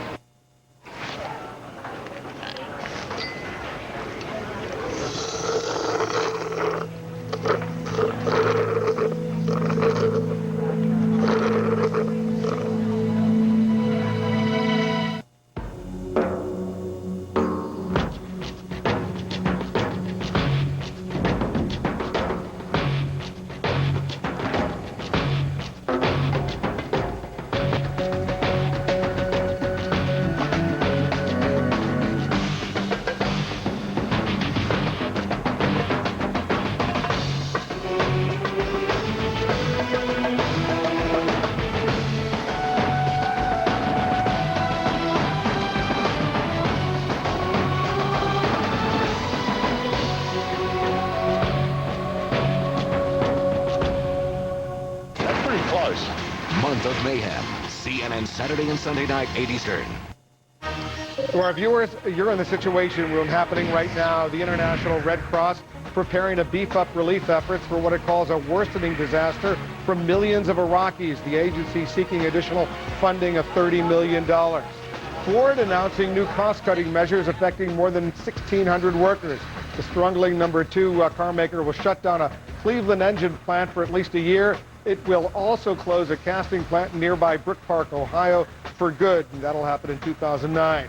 And it's D.C. scandal take 2 for defense attorney Preston Burton. Federal judge ordered Burton to assume the case of reputed D.C. Madam Deborah Jean Palfrey. Burton represented Monica Lewinsky during impeachment proceedings against President Clinton. I'm Will Flitzer. You're in The Situation Room.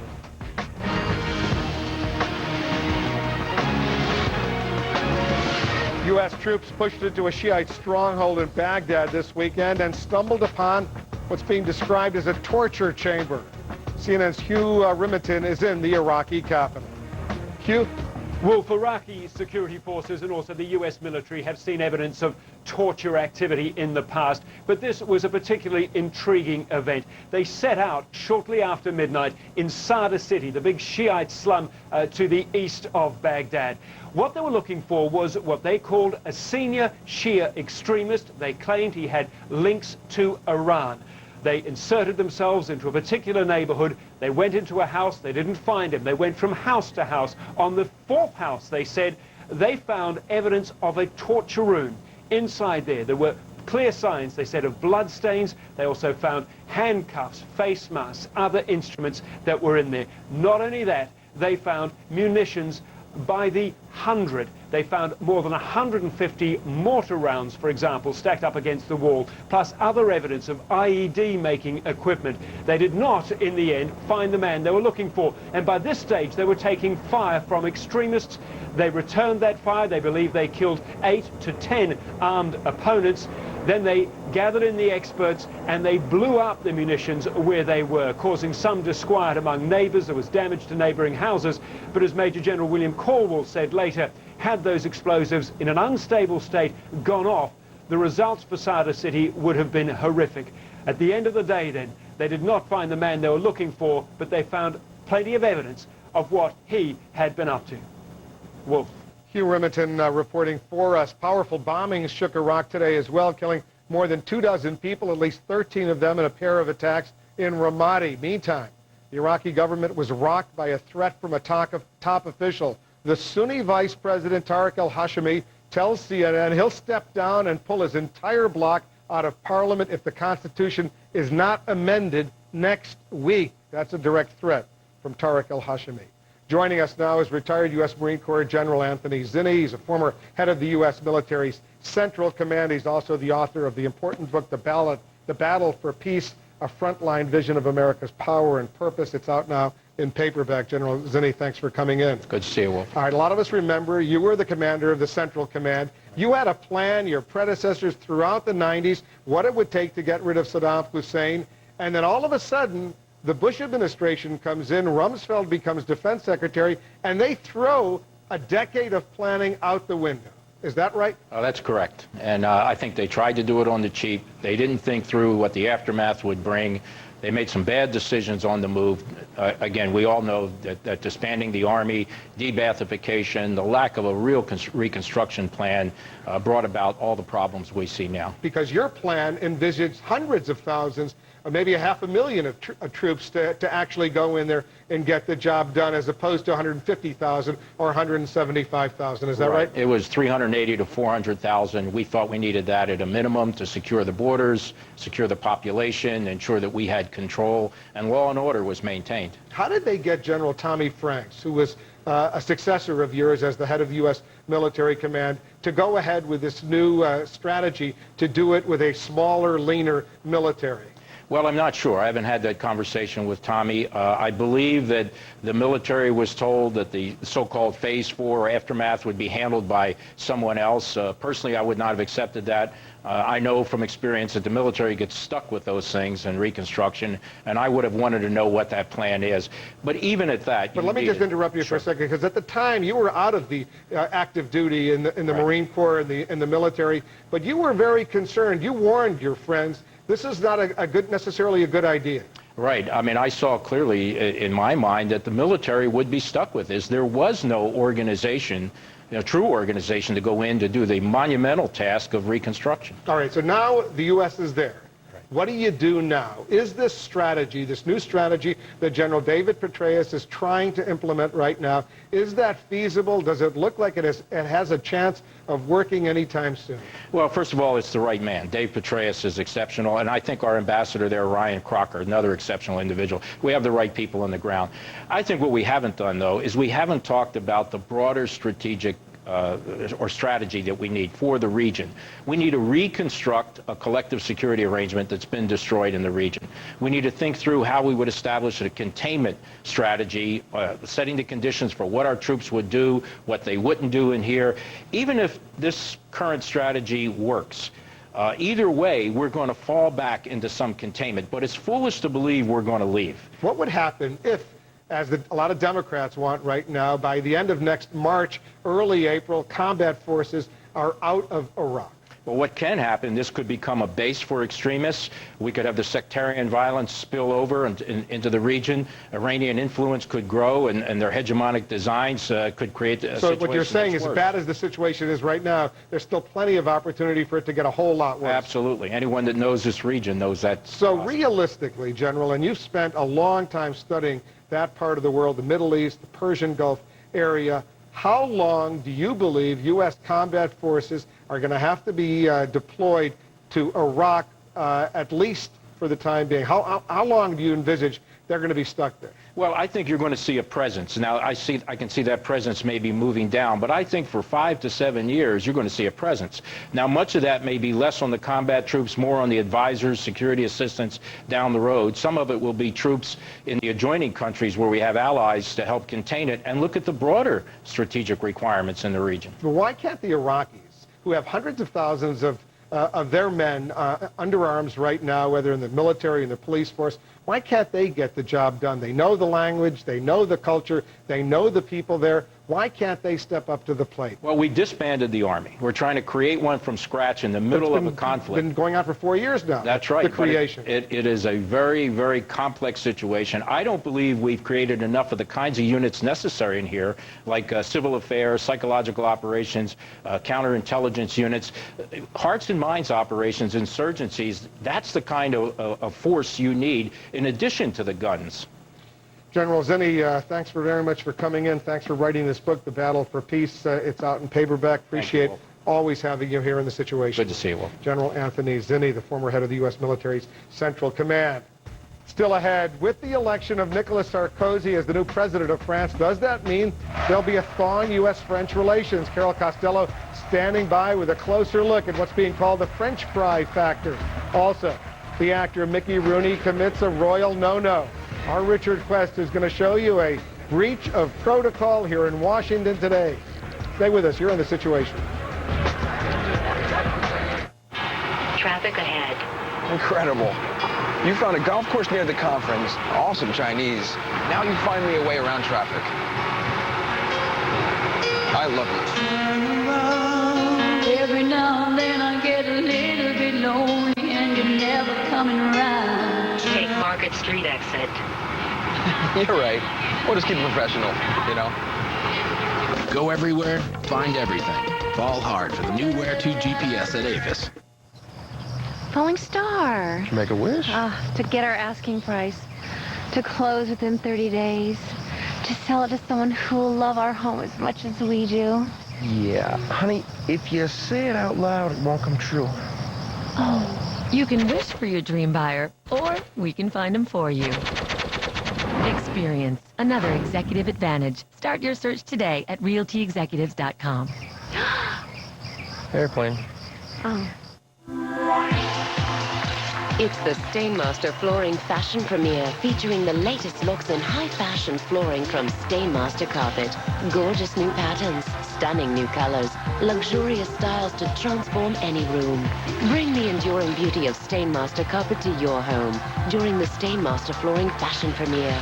Stainmaster Carpet, always stylish, always beautiful. For a retailer near you, visit stainmaster.com. Presenting Ortho Weed Be Gone Max. So revolutionary, it targets and kills the toughest weeds without harming your lawn. Ortho Weed Be Gone sprayed here, ordinary weed killer here. Only Ortho Weed Be Gone has a foaming action and weed targeting formula for total root kill. So it killed the weeds, but not the grass. The ordinary weed killer killed everything. Ortho Weed Be Gone Max. Kills weeds, not lawns. Guaranteed. Now available with new crabgrass control. I signed up for car insurance on Progressive.com. I saved money, which was great, but they also have these local response vehicles. And if you're in an accident or need an estimate or whatever, a Progressive guy will come to you. And they're all over. I am a musician who's on the road a lot, so it's pretty cool that they'll come to me if my van, you know, gets pummeled by adoring fans. Or if I hit a pole. Progressive. Saving hundreds is just the beginning. Came out of nowhere. Another busy day in big banking. Something's in my putting line. Good afternoon, gentlemen. I've got a great business plan, and as you can see, my business has really taken off. I think it's a small business owner. Probably looking for a handout. Our fourth quarter profits. Nice shot. Mind if we play through? Does your bank think small about your small business? Call Capital One instead for no-hassle business loans, lines of credit, and credit cards. Check your mailbox. Hello, Capital One. Business plan. What's in your wallet? Closed captioning hours provided by SkinStore.com, where science and beauty click. Fight sun damage and aging with MD Skincare's Powerful Sun Protection by Dr. Dennis Gross. Now with a $45 free gift. SkinStore.com, where science and beauty click. Could Freedom Prize soon become a distant memory? France's president-elect is controversial at home, but he is the president-elect and certain to find some new friends on this side of the Atlantic. Let's go to CNN's Carol Costello. She's watching this new chapter in U.S.-French relations. And it is a new chapter, isn't it, Carol? Yeah, it is a new chapter, Wolf. The new French president admires America's economy and its moxie, and he admires them openly. Refreshing, isn't it? But don't get too excited. Meet new French President Nicolas Sarkozy, a man who won the French election handily, even though his enemies call him an American neoconservative with a French passport. Some even called him another George Bush. From a totally American perspective, though, what does it mean? Could it restore the love? I want to call my American friends to tell them that they can trust on our freedom, rely on our friendship. And the tragedies of history have been faced together. France will always be next to them when they need us. Encouraging words, but many Americans still have not forgotten how former President Jacques Chirac refused to support the United States when it wanted to invade Iraq. Some became so disillusioned they took the French out of fries. We're now calling them freedom fries. The French are not our friends. It's a feeling that has not abated, even though the Iraq War is unpopular now on both sides of the Atlantic. And it's mutual, with many in France making it no secret they do not like President Bush. We're definitely at the hate peak in the love-hate cycle with France. And I think I can't see that really diminishing seriously until Bush leaves office. Still, Sarkozy made it clear he wants good relations with the United States, visiting George Bush in September of 2006, even though back home critics felt it was not the way to get elected president of France. Now, don't get me wrong, most experts say Sarkozy's election is positive for the United States, but when I asked Tony Emerson from Newsweek if France would now help us get out of Iraq, he just laughed, Wolf. All right, let's get some more analysis on all of this. Will the election of Nicolas Sarkozy mean closer ties with the United States? We'll turn to our world affairs analyst, the former Defense Secretary William Cohen. He's the chairman and CEO of the Cohen Group here in Washington. What do you think? What does this election of this president-elect mean for U.S.-French relations? Well, I think it will improve our relationship, but I think we have to point out, first of all, that our military-to-military relations with France have always been strong. And second, perhaps only to Great Britain, we have worked closely with the French over the years. Even when there are political differences. Yeah, even when, especially. And the same goes in the intelligence community. Exactly right. And so we've had close ties with the French in spite or despite the political differences we've had.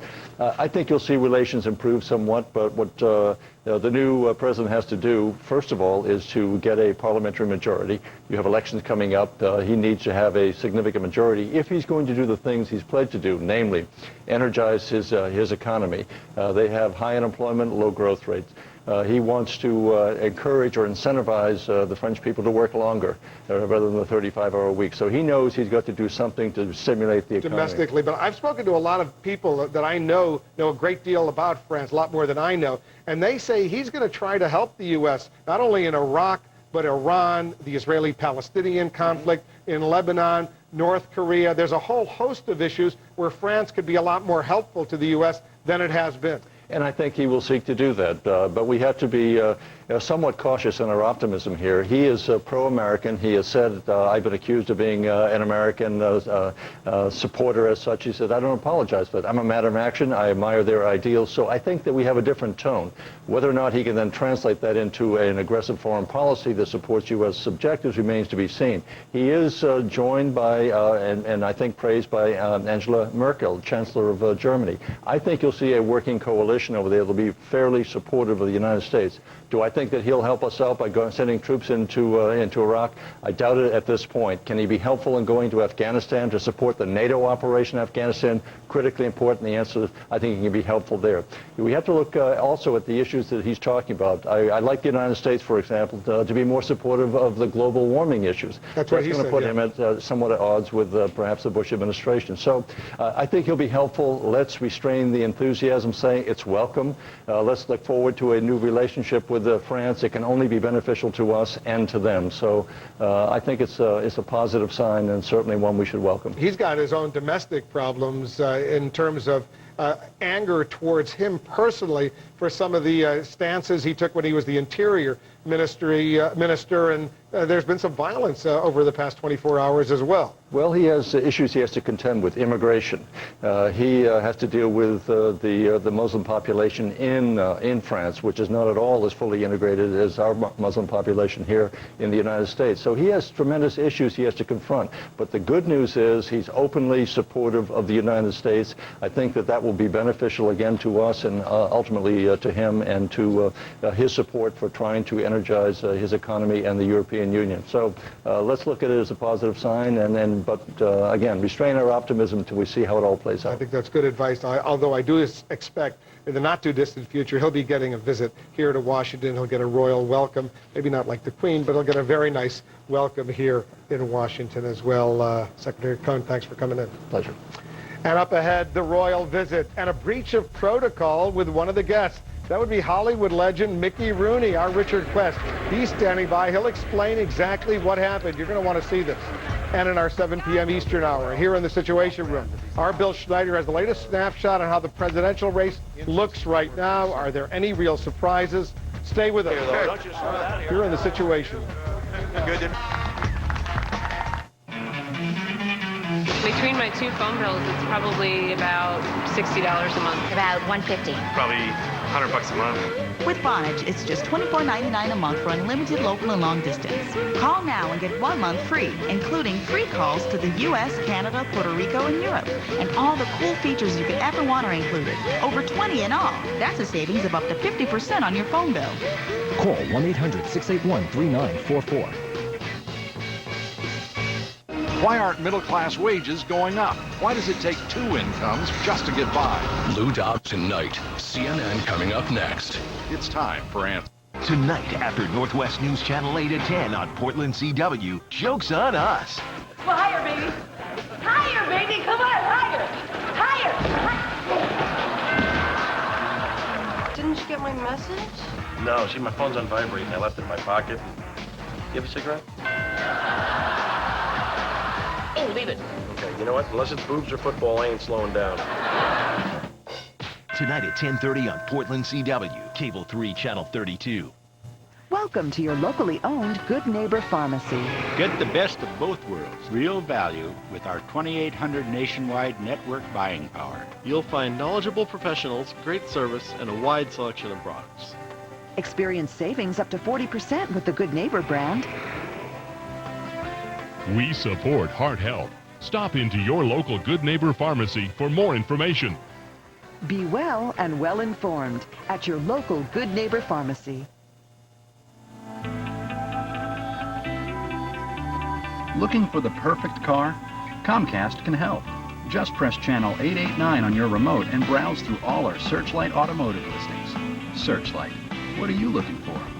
Looking for a new car? Check out VHIX.com videos. Our virtual test drives powered by Wheels TV and VHIX buying guides with JD Power ratings make car shopping easy and fun. Videos from VHIX.com, online at Comcast.net or on Comcast On Demand. Hey everybody, John Olson inviting you to join PD Exposed as we'll bring you more sensory treats from the beautiful Astoria Warrenton area, including a helicopter ride you won't soon forget. We'll also bring you to a stunning hotel property located right in downtown Astoria. Catch PD Exposed every Friday, Saturday, and Sunday night at 7 p.m. on CNW 14. PD Exposed is brought to you by American Laser Centers. Go to PDExposed.com now and register for your chance to win $1,500 in laser hair removal from American Laser Centers. Feels sexy for winter. Register to win now at PDExposed.com. Loves ex-wife and his lawyers on his drunken video. Larry King tonight. Let's go to Lou Dobbs. He's getting ready for his show that begins right at the top of the hour. He's standing by with a little preview. Lou? Well, thank you very much. We'll have the very latest for you on the tornado disaster in Greensburg, Kansas. We'll also be reporting tonight on religious groups that are now joining in our national debate, trying to drive an agenda on illegal immigration and border security. Evangelical groups joining the Catholics in demanding amnesty. One reverend suggesting it's a choice between Jesus Christ and yours truly. Also, gasoline prices are soaring, working American men and women again paying for the oil industry's failures and government policy failures. And rising opposition not only in this country but also in Canada to what amounts to an attempt at a North American union. We'll have the very latest for you on that. And as I said, among my guests here tonight, one of the country's leading campaigners against addiction and substance abuse, Joseph Califano, talking about his new book, High Society. And I'll have a few words tonight as well about the CBS 60 Minutes report last night on my reporting and my humble perspective on the news. Please join us at the top of the hour for all of that and a great deal more. Wolf? I promised on Friday I'd ask you about the 60 Minutes. I watched it last night like millions of other people. What'd you think? Well, I have to tell you, I thought that Leslie Stahl, her producers, they did a terrific job. They took a couple of shots, and of course, I didn't enjoy that part particularly, but I thought overall they did a very fair job, and I'm very pleased with it. We learned that you have actually had a taco and an enchilada. Is that right, Lou? Yeah, that's one of the just amazing things. In talking with the Hispanic Caucus, they invited me down there to talk to me about the role of race and all of this, and a couple of people asked me point blank, have you ever had a taco? And of course, my wife and my mother-in-law are amazing cooks, and I've had wonderful cuisine all my married life. But actually, even as a young reporter, I'd been to Mexico and everything. It's amazing the level of intelligence sometimes that people bring to this discussion, this dialogue, this debate. Lou, thanks very much. Thank you, Wolf. We'll be watching at the top of the hour. Britain's Queen Elizabeth II is in Washington today. You know that. Today there was a little bit of a surprising moment, though, when the Queen and Hollywood legend Mickey Rooney actually came together. Richard Quest is on the scene for us. Richard, you look lovely in that white tie that you're wearing right now. I know you're getting ready for the big state dinner tonight. First of all, tell us what happened with Mickey Rooney and Her Majesty. Well, it was one of those, to use a quaint English expression, storm in a teacup. Mickey Rooney greeted the Queen and kissed hands. Now, the general protocol is that you don't touch the Queen. And Mr. Rooney, as you can see here, there we are, look at that. Gave her a smackaroo on the back of her hand. And everybody's saying that this is a breach of protocol, it's a no-no, it's a disgrace. I can tell you, Wolf, the Queen will not have been offended. She's wearing gloves anyway, so she didn't have Rooney spittle all over her hand. And in any case, the Queen is bigger than this. What they will be worried about is that a trend may be started. If Mickey Rooney can kiss the Queen's hand, every Tom, Dick and Harry will kiss the Queen's hand. But in terms of a breach of protocol, I tell you, Wolf, it's very low down the scale. We see the White House behind you. We see the white tie that you're wearing right now. Tell us what we can expect tonight. The dinner begins 7 p.m. Eastern, right when we go on the air in the Situation. Lou, Wolf, I tell you, I'm mixing amongst the grands tonight, as you can tell. The dinner tonight is the first White House white tie event of the Bush presidency. That in itself is a mark of respect to the Queen and to Great Britain. White tie is more cumbersome, it's more fiddly, it's more complicated, and I can tell you, it's just as well you've not been invited, Wolf, because there isn't a white tie tux to be rented in this city, because I got the last one. Stand by, Richard. We're going to be getting back to you tonight. We're going to be carrying some of that. We're going to have a live coverage of at least part of the state dinner honoring Britain's Queen Elizabeth II and Prince Philip. Our coverage begins a little bit more than an hour from now here in the Situation Room, 7 p.m. Eastern.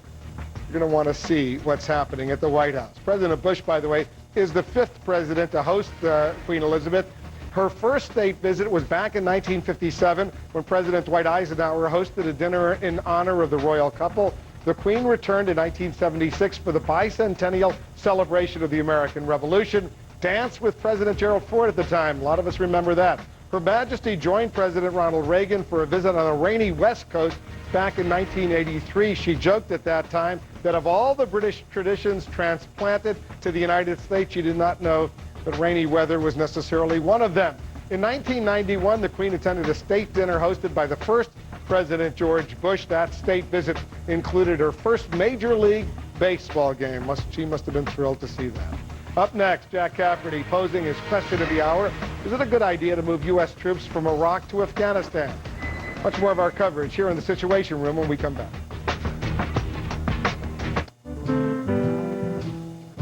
I first heard this song when I was about 15 years old, listening to Oscar Peterson at the Orpheum in Vancouver. Completely blown away. I knew right then that I wanted to be a jazz musician. It still moves me to the point where I can't express it except on the piano.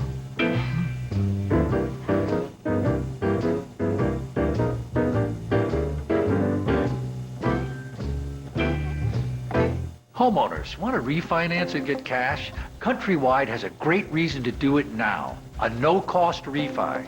It has no points, no application fee, no credit reporting fee, and no third-party fees, no title, escrow, or appraisal fees.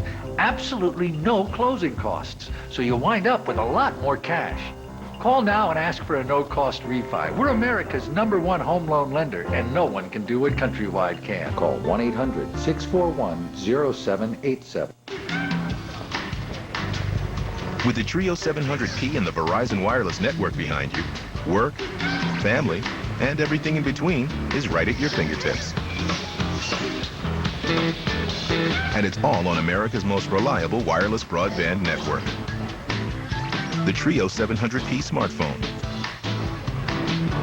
It's the perfect device for the business of your life. Verizon Wireless.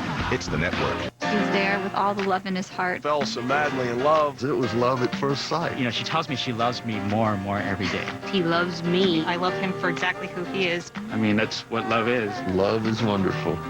eHarmony.com. Going to Vegas. Got my hotel, got my flight, and I saved $75. Jackpot. Save $75 when you customize a Vegas vacation on Orbitz.com. Book today and stay a step ahead. Tonight on 360, they can solve murders with a single human hair on TV, but in real life, not so simple. An exclusive look inside CSI Labs and at the CSI effect on jurors who watch the hit show. 360 tonight, 10 p.m. Eastern. Hello, Progress. You're quite the busybody.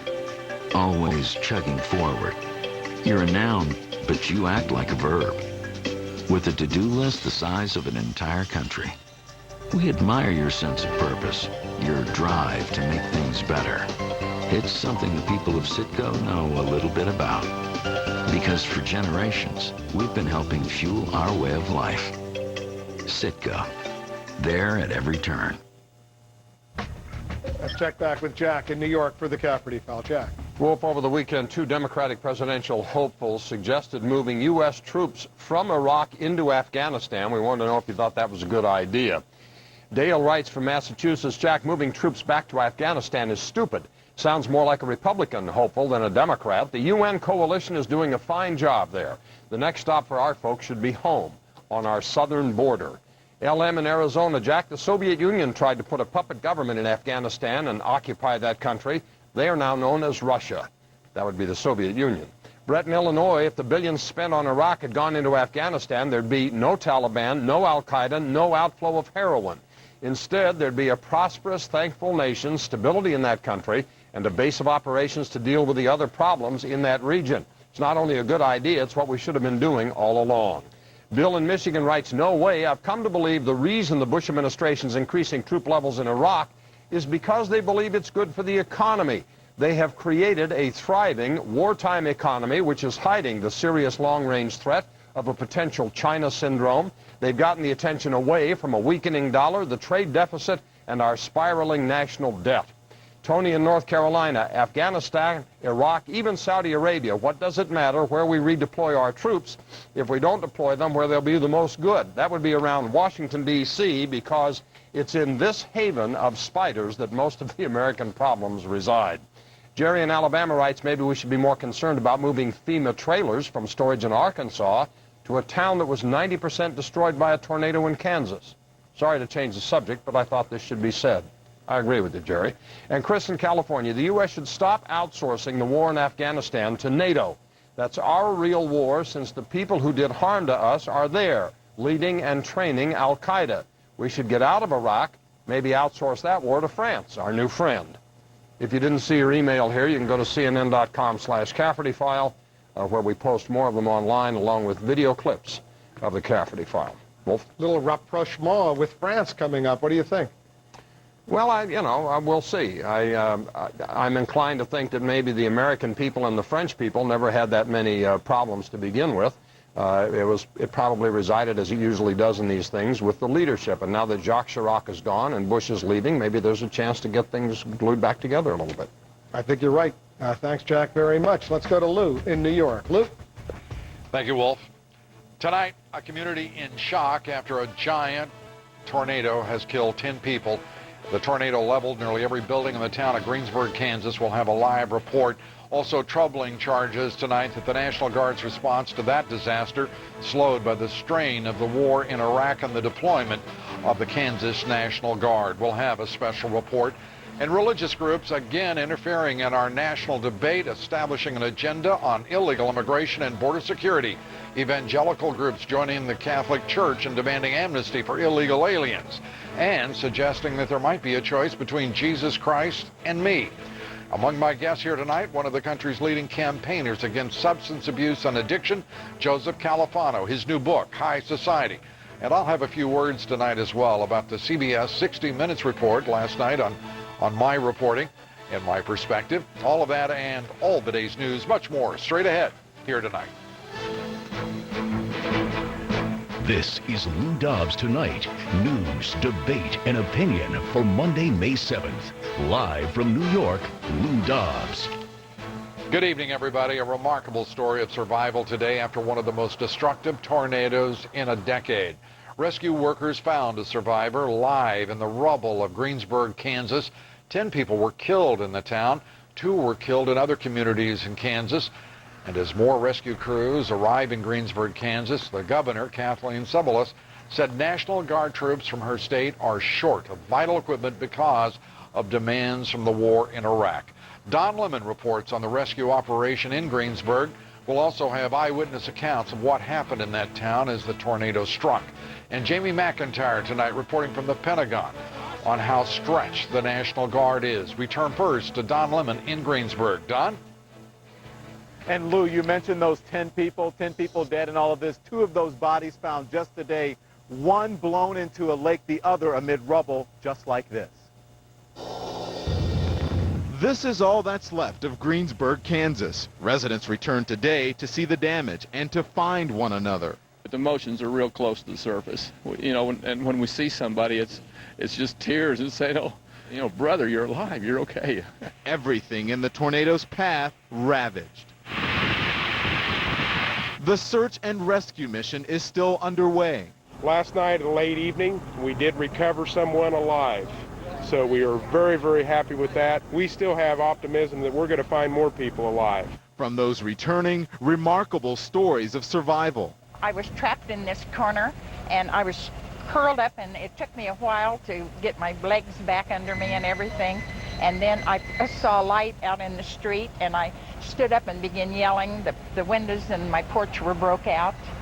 And so the neighbor lady came with the light and pulled me out the window. Even for lifelong residents, Greensburg is no longer a familiar place. You couldn't find your way. Even our children lived in the house about 4 blocks from us, and we walked over there, and you couldn't tell where you were at. Or The president has declared Greensburg a disaster area. More than 90% of the buildings are destroyed. This is all just devastation happening here. Pen down here. This is the name of the street. This is Illinois Street, Main Street here. That's how they see the names of their streets, because all the street signs are gone. And already, just 3 days after this massive tornado tore this town apart, there is the resolve to start over. We are very resilient people. And you see that shot of the American flag there. Where we're standing now, it just happens to be, Lou, a Veterans of Foreign War Hall, and it's also a senior citizens hall. This is real lives, real people we're talking about here. And just moments ago, got handed a list of the dead by the police here. Obviously won't read it, but it includes a 79-year-old person, a 51-year-old, 48, 77, and a 57-year-old. Again, as I said, a Veterans of Foreign War Hall. Just to tell you, these people fought in war, and some of them, at least 10, possibly people who fought in war, have lost their lives here. This is a devastation, Lou. Those scenes of that town, the devastation, it is incredible that 10 people died, that so many survived that. Yeah, and so many survived. And just to let you know, this is still a search and rescue mission here. And when you think about a town, 90 to 95% gone, 1.7 mile wide tornado, 200-mile-an-hour winds, it's surprising that more people didn't lose their lives. But people who live here in Tornado Alley, Lou, realize they've got to seek shelter when these storms are coming through. And I would imagine that's exactly what many of them did. Don, thank you very much. Don Lemon from Greensburg, Kansas. That tornado was the most powerful in the classification system used by the National Weather Service, one of a series of tornadoes that swept across Kansas, leaving a massive trail of destruction. Hear that? Oh no, those are structures. Oh no.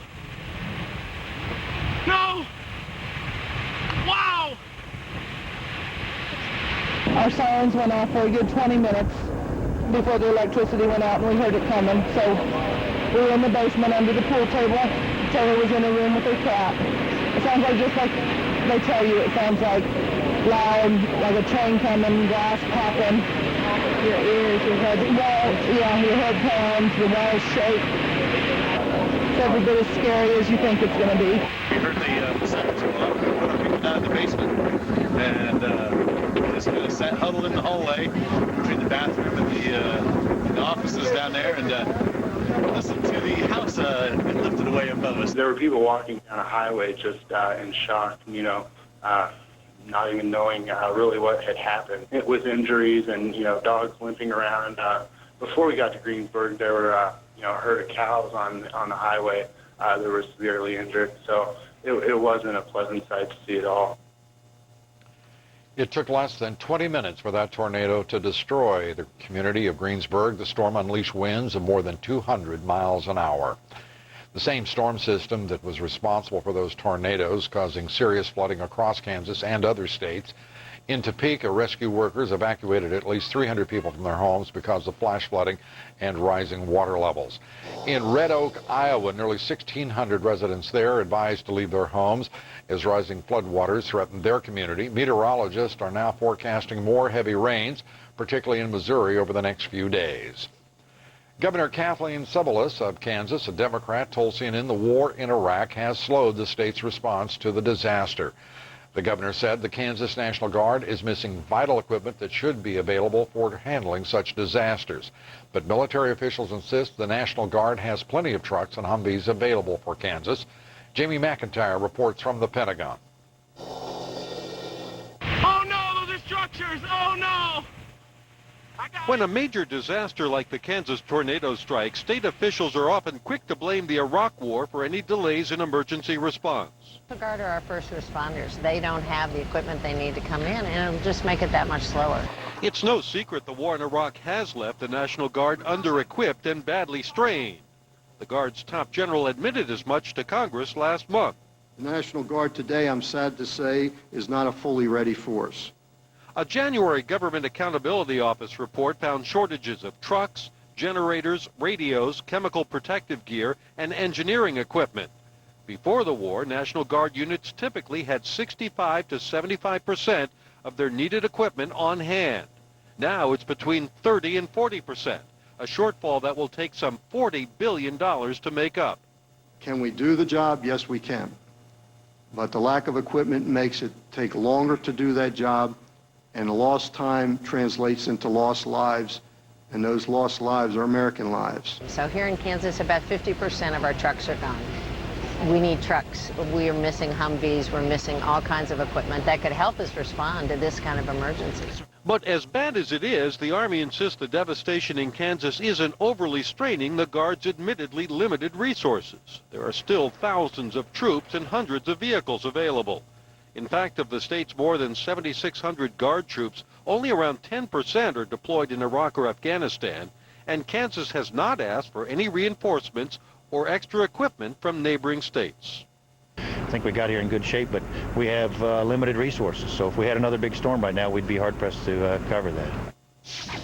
The real concern is what happens if there's a much larger crisis, a bigger storm, or even something catastrophic like a terrorist nuclear device. But for now, the Army says that if the governor of Kansas needs more backhoes or Black Hawk helicopters or bulldozers, all she needs to do is ask for them. They have enough to send them in. Lou? Jamie, when the governor says she doesn't have enough equipment, that her National Guardsmen are short of equipment, that seems like a straightforward statement. Is the governor correct? There's no dispute that Guard units all across the country are short of equipment, and that unit in Kansas is among them. But what the Army's done is come up with a plan to sort of fill the gap while they're working on that problem. And they point out that if, again, they were short of something today, they've got plenty they could send in for today. Again, the bigger problem is the long-term problem. Thank you very much, Jamie. Jamie McIntyre from the Pentagon. The military reporting another 17 of our troops have been killed in Iraq, 10 of them killed yesterday, all but one of them in combat. 26 of our troops have been killed so far this month in Iraq. 3,377 of our troops since the beginning of the war have been killed. 25,090 of our troops wounded, 11,215 of them seriously. Among the wounded, a senior U.S. officer who was hit in the leg by a sniper's bullet in Baghdad last week, Colonel Billy Ferris, commander of the 2nd Brigade Combat Team of the 82nd Airborne, evacuated from Iraq for additional medical treatment. Suicide bombers in Ramadi in Al-Anbar province today killed 13 people in 2 attacks. The first explosion was in a market, 8 people killed in that attack. The second bombing 15 minutes later at a police checkpoint, killing 5 people. Coming up here next, the Bush administration's efforts to create what amounts to a North American Union facing rising opposition, not only in this country, but also from Canada. We'll have that report. And working men and women in this country already reeling from the war on the middle class, facing a new threat to their standard of living. We'll have that story, and religious groups stepping up their efforts to advance their agendas, this time on amnesty and open borders. What in the world are religious leaders thinking about politics and separation of church and state, if at all? We'll have that report, a great deal more, still ahead. We'll be right back.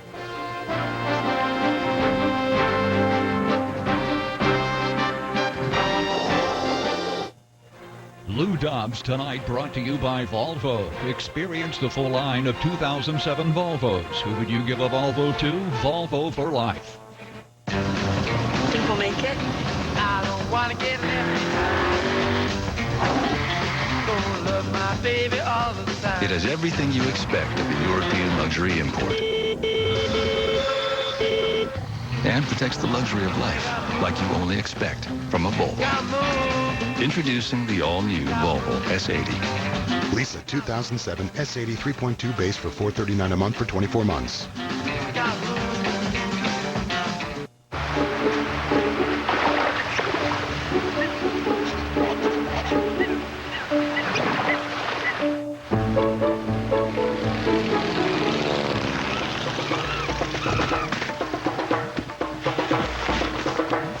Greg, this should get your business going. Thank you, Bob. Perfect.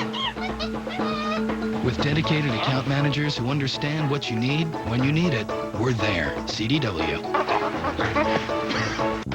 Blue sky smiling at me. Nothing but blue sky. Today, there's a fuel that, when paired with advanced diesel engines, will help reduce truck emissions by 90%. And that means bluer skies and cleaner air for all of us. Introducing new ultra-low sulfur diesel. From the people who bring you oil and natural gas. Learn more at energytomorrow.org.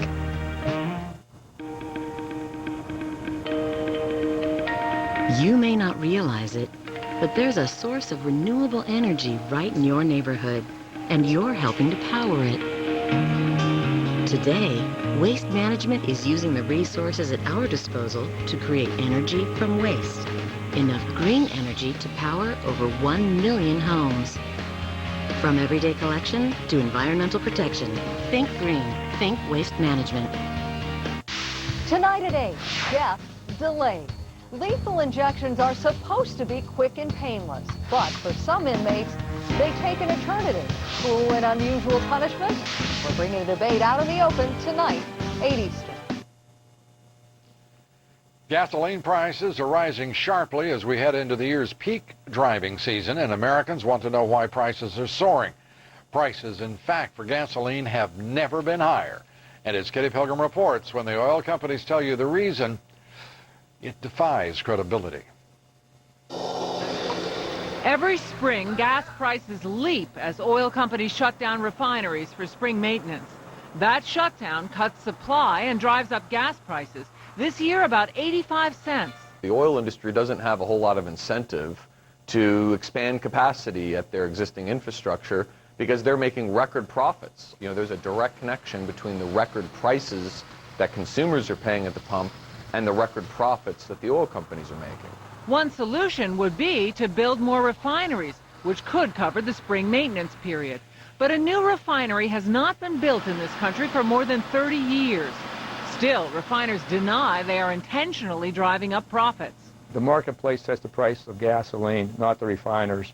But to suggest that any refiner or any individual refiner or a combination of refiners have conspired to keep refineries shut down in order for some economic gain is just patently false.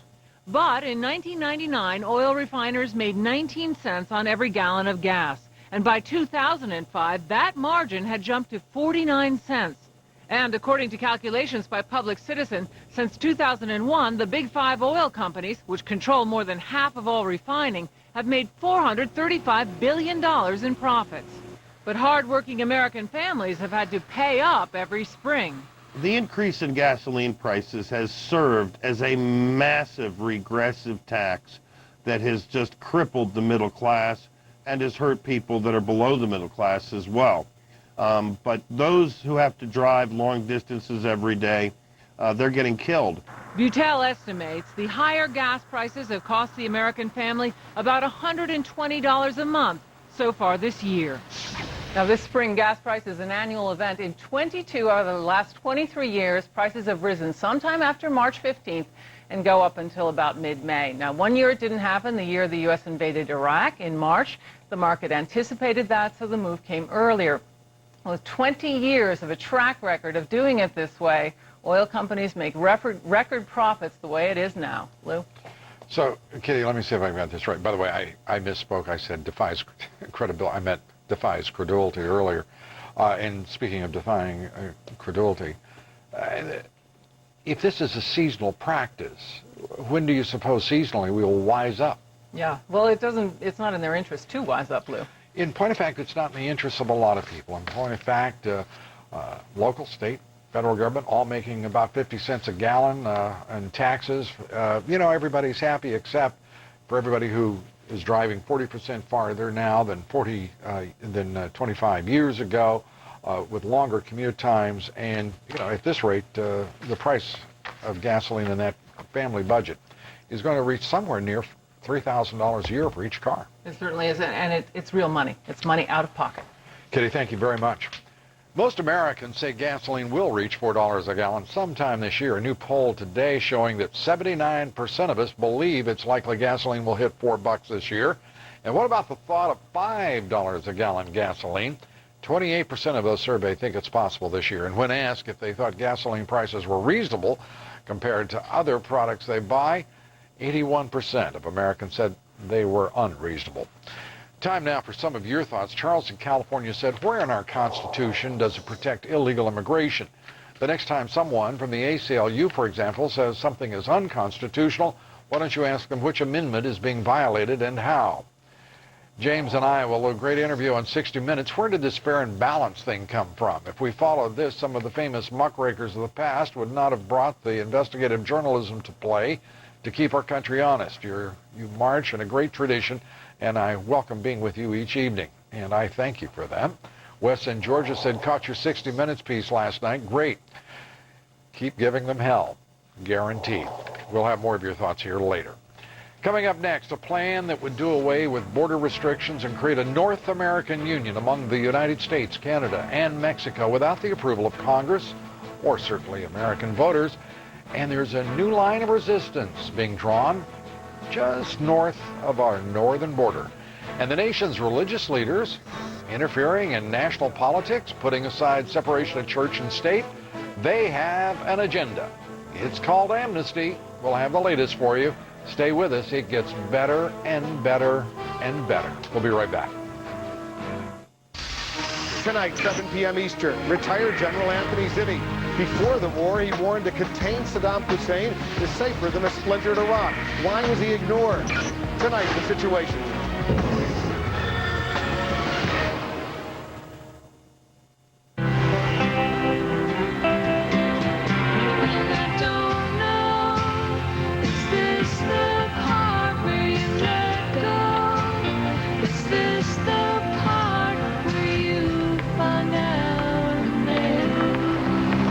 When it's people who do the right thing, they call it being responsible.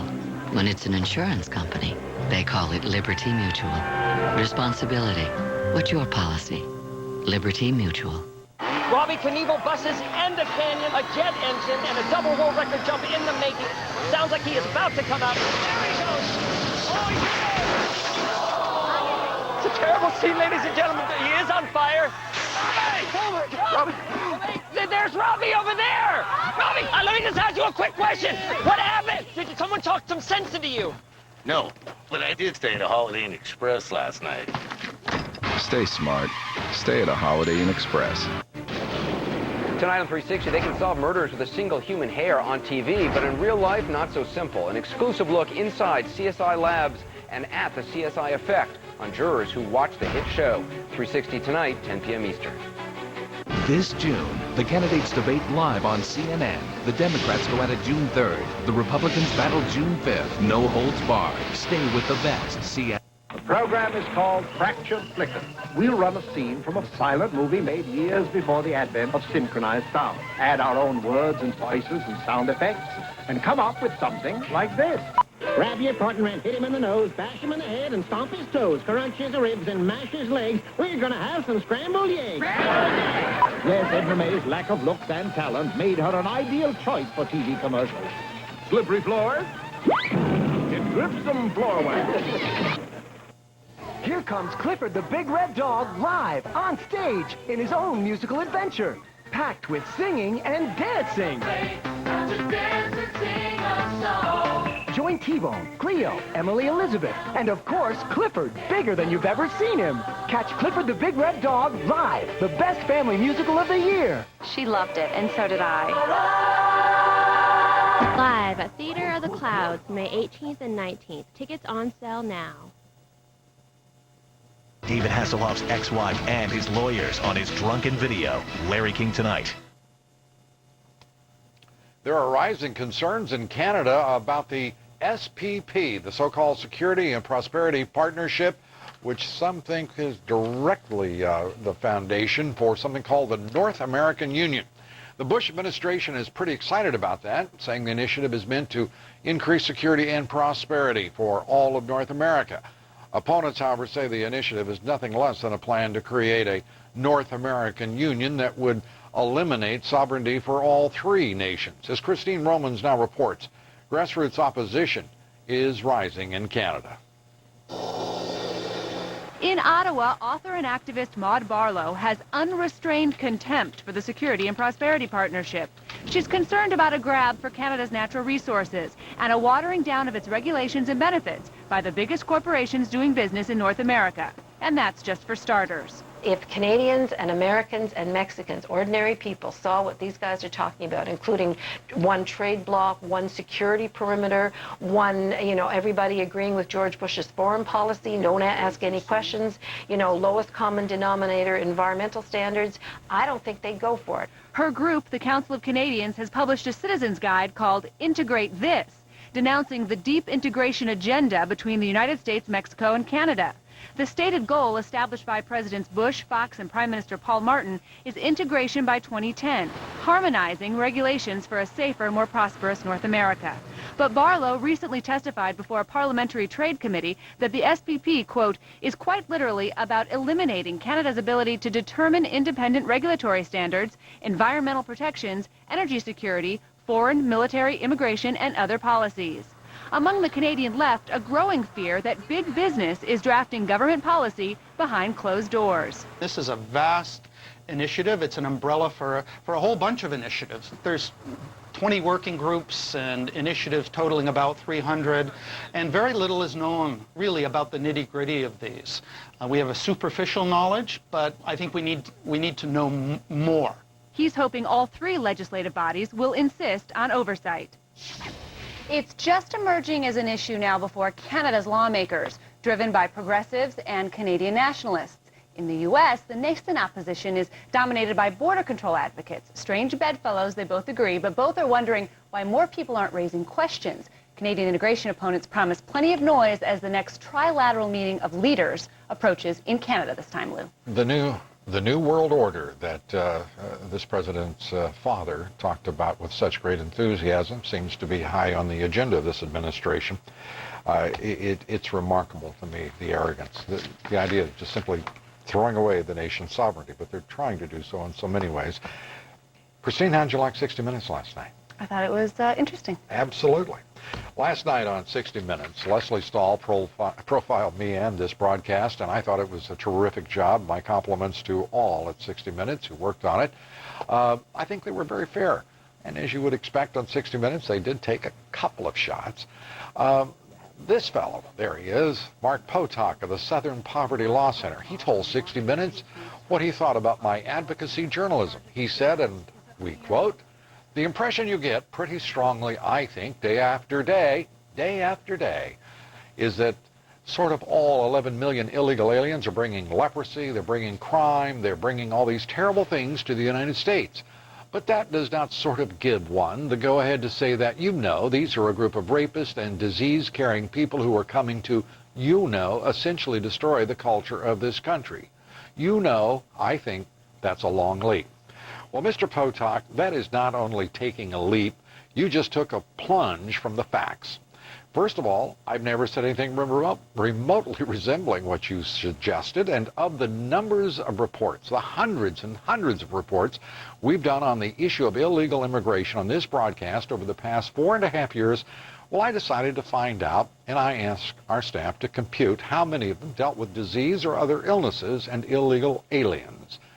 By the way, the number, Mr. Potok, is 3. That's 3 over a period of 4.5 years. What happened to your day in and day out? And by the way, Mr. Potok, 3 of our reports covered rape or sexual predators in the context of illegal immigration in this country. And there was a question about some of your comments, Christine, following one of your reports. I told Leslie Stahl, we don't make up numbers, and I will tell everybody here again tonight, I stand 100% behind what you said. That's right, Lou. We don't make up numbers here. This is what we reported. We reported, it's interesting, because the woman in our piece told us that there were about 900 cases of leprosy for 40 years. There have been 7,000 in the past 3 years, leprosy in this country. I was quoting Dr. Madeline Cosman, a respected medical lawyer and medical historian, writing in the Journal of American Physicians and Surgeons. She said, Hansen's disease, that's the other modern name, I guess, for leprosy. Hansen's disease was so rare in America that in 40 years, only 900 people were afflicted. Suddenly, in the past 3 years, America has more than 7,000 cases of leprosy. Lou? It's remarkable that this, whatever, confusion or confoundment over 7,000 cases. They actually keep a registry of cases of leprosy. And the fact that it rose was because of, one assumes, because we don't know for sure, but two basic influences. Unscreened illegal immigrants coming into this country primarily from South Asia, and the secondly, far better reporting. That's what Dr. Cosman told us, Lou. And, you know, in talking with a number of people, it's also very clear. No one knows, but nearly everyone suspects there are far more cases of that. It is also, I think, interesting and I think important to say, one of the reasons we screen people coming into this country is to deal with communicable diseases like leprosy, tuberculosis.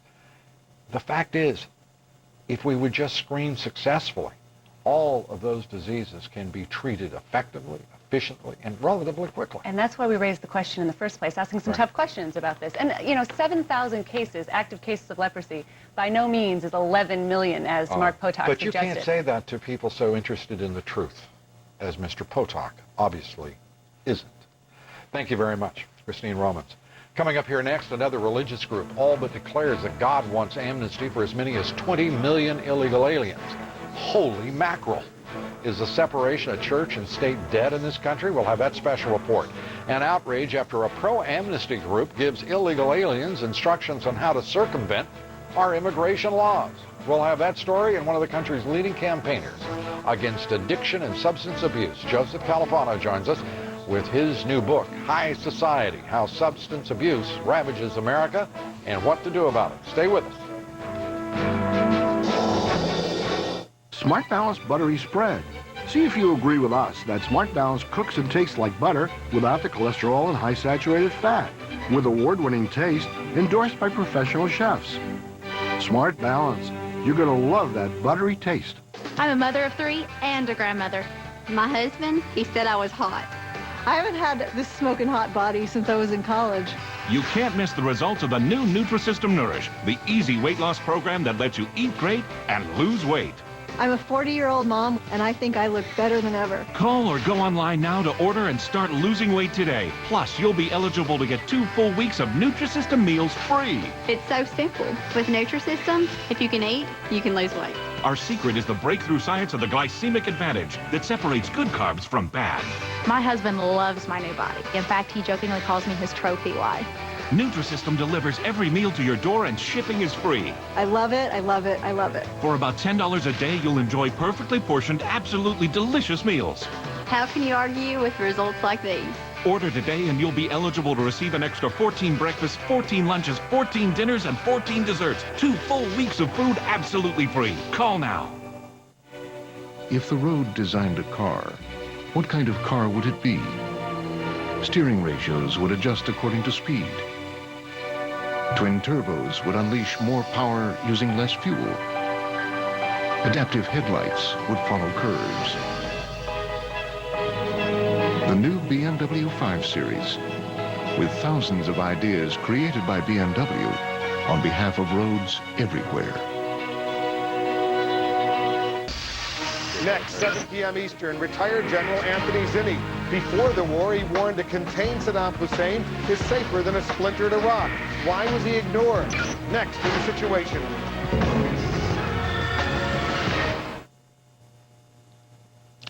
The nation's religious leaders tonight bypassing the notion of separation of church and state. In fact, they're lobbying Washington and lobbying hard for amnesty for illegal aliens, both on the pulpit and by direct mail. Lisa Sylvester reports now on the campaign by the Catholic Church and other Christian churches to influence, if not direct, the Senate debate on amnesty legislation. Casey Wine reports on a renewed call for amnesty from Cardinal Roger Mahoney and the mayor of Los Angeles. We turn first to Lisa Sylvester in Washington. Lisa? This week, the Senate is taking up the immigration debate. Among the largest lobbying groups, Catholic and other Christian churches. They're planning on sending out more than 200,000 letters and running a new ad campaign. This ad reads, "When Jesus said, 'Suffer the little children,' this is not what he had in mind." A picture of a young girl with authorities. It's meant to pull at the heartstrings and part of a new campaign by Christian groups to convince lawmakers to pass an amnesty bill for millions of illegal aliens. If given the choice on this issue between Jesus and Lou Dobbs. I choose my Lord and Savior, Jesus Christ. The group is arming itself with scripture. Love thy neighbor as thyself. At the end of the day, how we deal with the immigrant is a diagnostic of the spiritual health of our nation. But not all Christians agree. One author who has written on the Bible and immigration says Christians are called to treat foreigners with respect, but they are not required to give citizenship or create a guest worker program. On some matters, the Bible is perfectly clear. Thou shalt not commit murder. That's pretty clear. But there's not a scripture verse that says thou shalt be 59,000 H-1B visas. Jim Edwards says, according to Scripture, a nation's first obligation is to its own people, not the citizens of other countries. That point is also made by the Center for Immigration Studies, that U.S. church groups are overlooking the impact on American citizens. They don't seem to realize the plight of those Americans who face the competition for scarce public resources like health care and education. Those Americans harmed by illegal immigration seem not to be on their radar at all. And while the Bible calls on Christians to treat others humanely, it also calls on them to respect the rule of law. Church leaders may be pushing for amnesty, but a Zogby poll from last year asked members of the Christian faith if they supported a get-tough approach to illegal immigration, that is, securing the border and doing employment checks. 75% of Protestants responded that was a good or very good idea. 77% of born-again Christians also agreed, and 66% of Catholics also backed tougher enforcement measures. So, Lou, it appears that there is a bit of a disconnect between church leaders and church-goers on this issue. Lou? And there's just as large, if not a larger, disconnect between our political elites and American citizens on the same issue.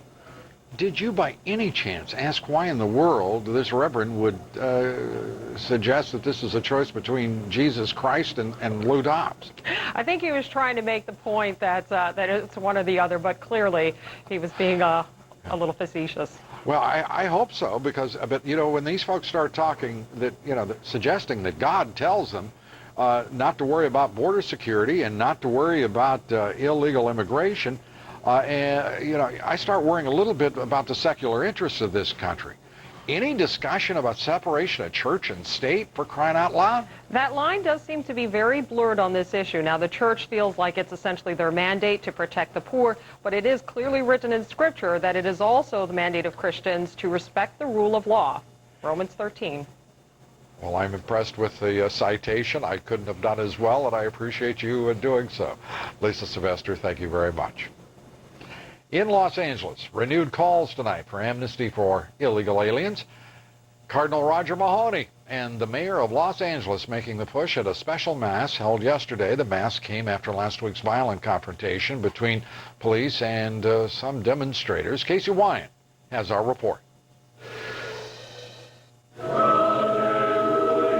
The two most powerful political figures in Los Angeles, Mayor Antonio Villaraigosa and Cardinal Roger Mahoney, spoke at a Catholic Mass of Reconciliation Sunday. I come today with heavy heart. The idea was to heal the city after the May Day March for illegal alien rights erupted into a violent confrontation with police. Reconciliation is difficult. And so we pray for peace at this time, but understand that there is no peace without justice.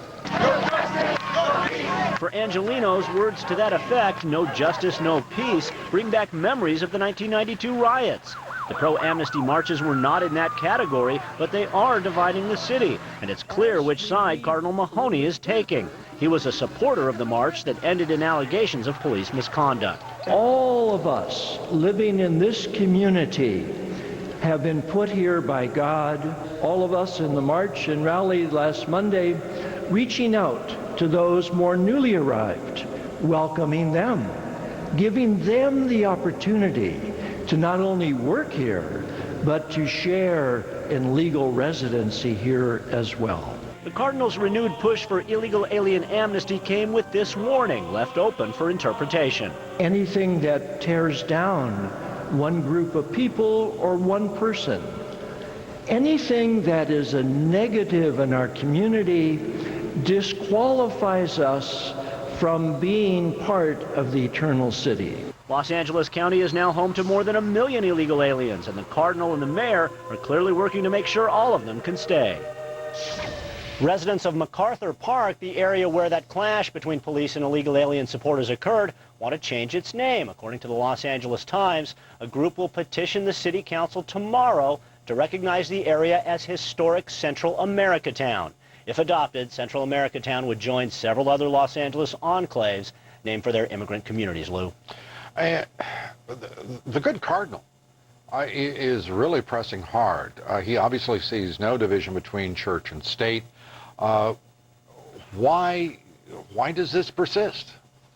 We tried to get some clarification from the cardinal on his comments that seemed to suggest if you don't support amnesty, that you're not going to be welcome in the eternal city, and also his suggestion that everyone who's in Los Angeles was put here by God, which would seem to include illegal aliens. The cardinal spokesperson was traveling and was not able to get back to us in time for air, Lou. Well, I think that the good cardinal ought to check out Elisa Sylvester's citation of Romans.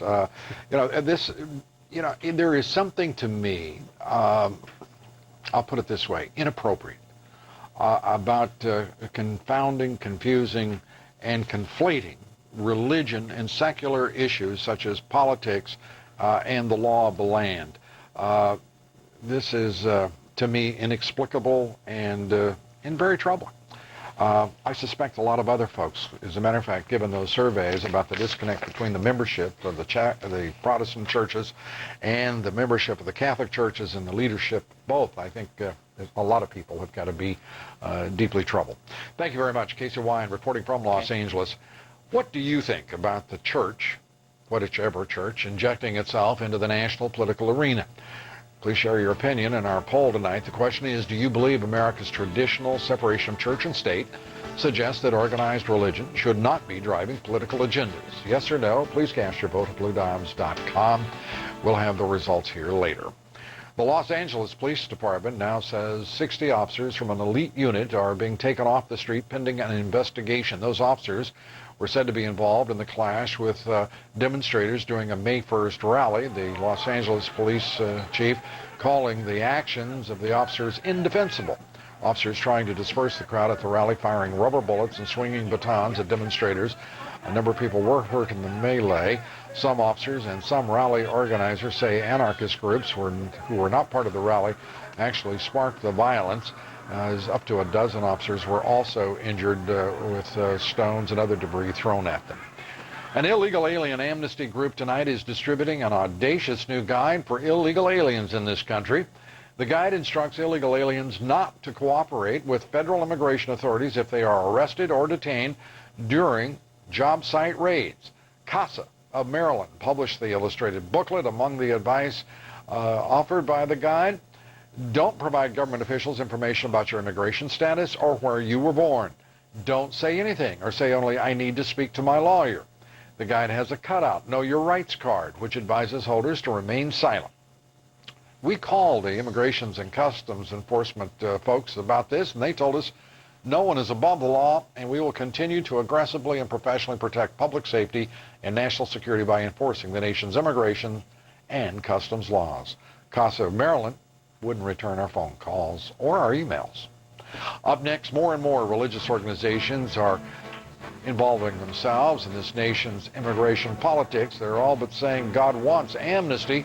I'll be talking with three of the country's best political minds about what's happening to separation of church and state, what's happening to church, what's happening to state, and startling new statistics on the number of adults now addicted to drugs.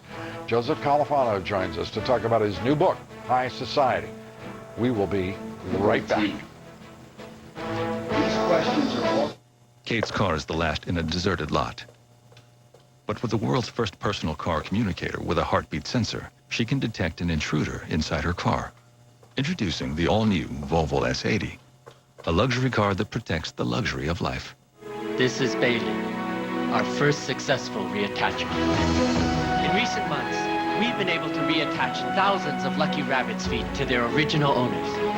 Thankfully, people everywhere have realized that you don't need luck, as long as you've got the right insurance. But now rabbits like this can lead full and productive lives. Thank you, science.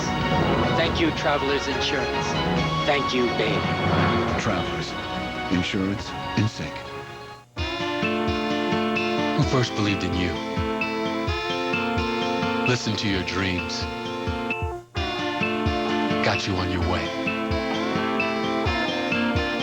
We all need a partner. And Citi has the people and expertise to make it all possible. So buy that house. Merge that company. Start that business. Send her to college. Build a fortune. Take your business global. Plan for the future.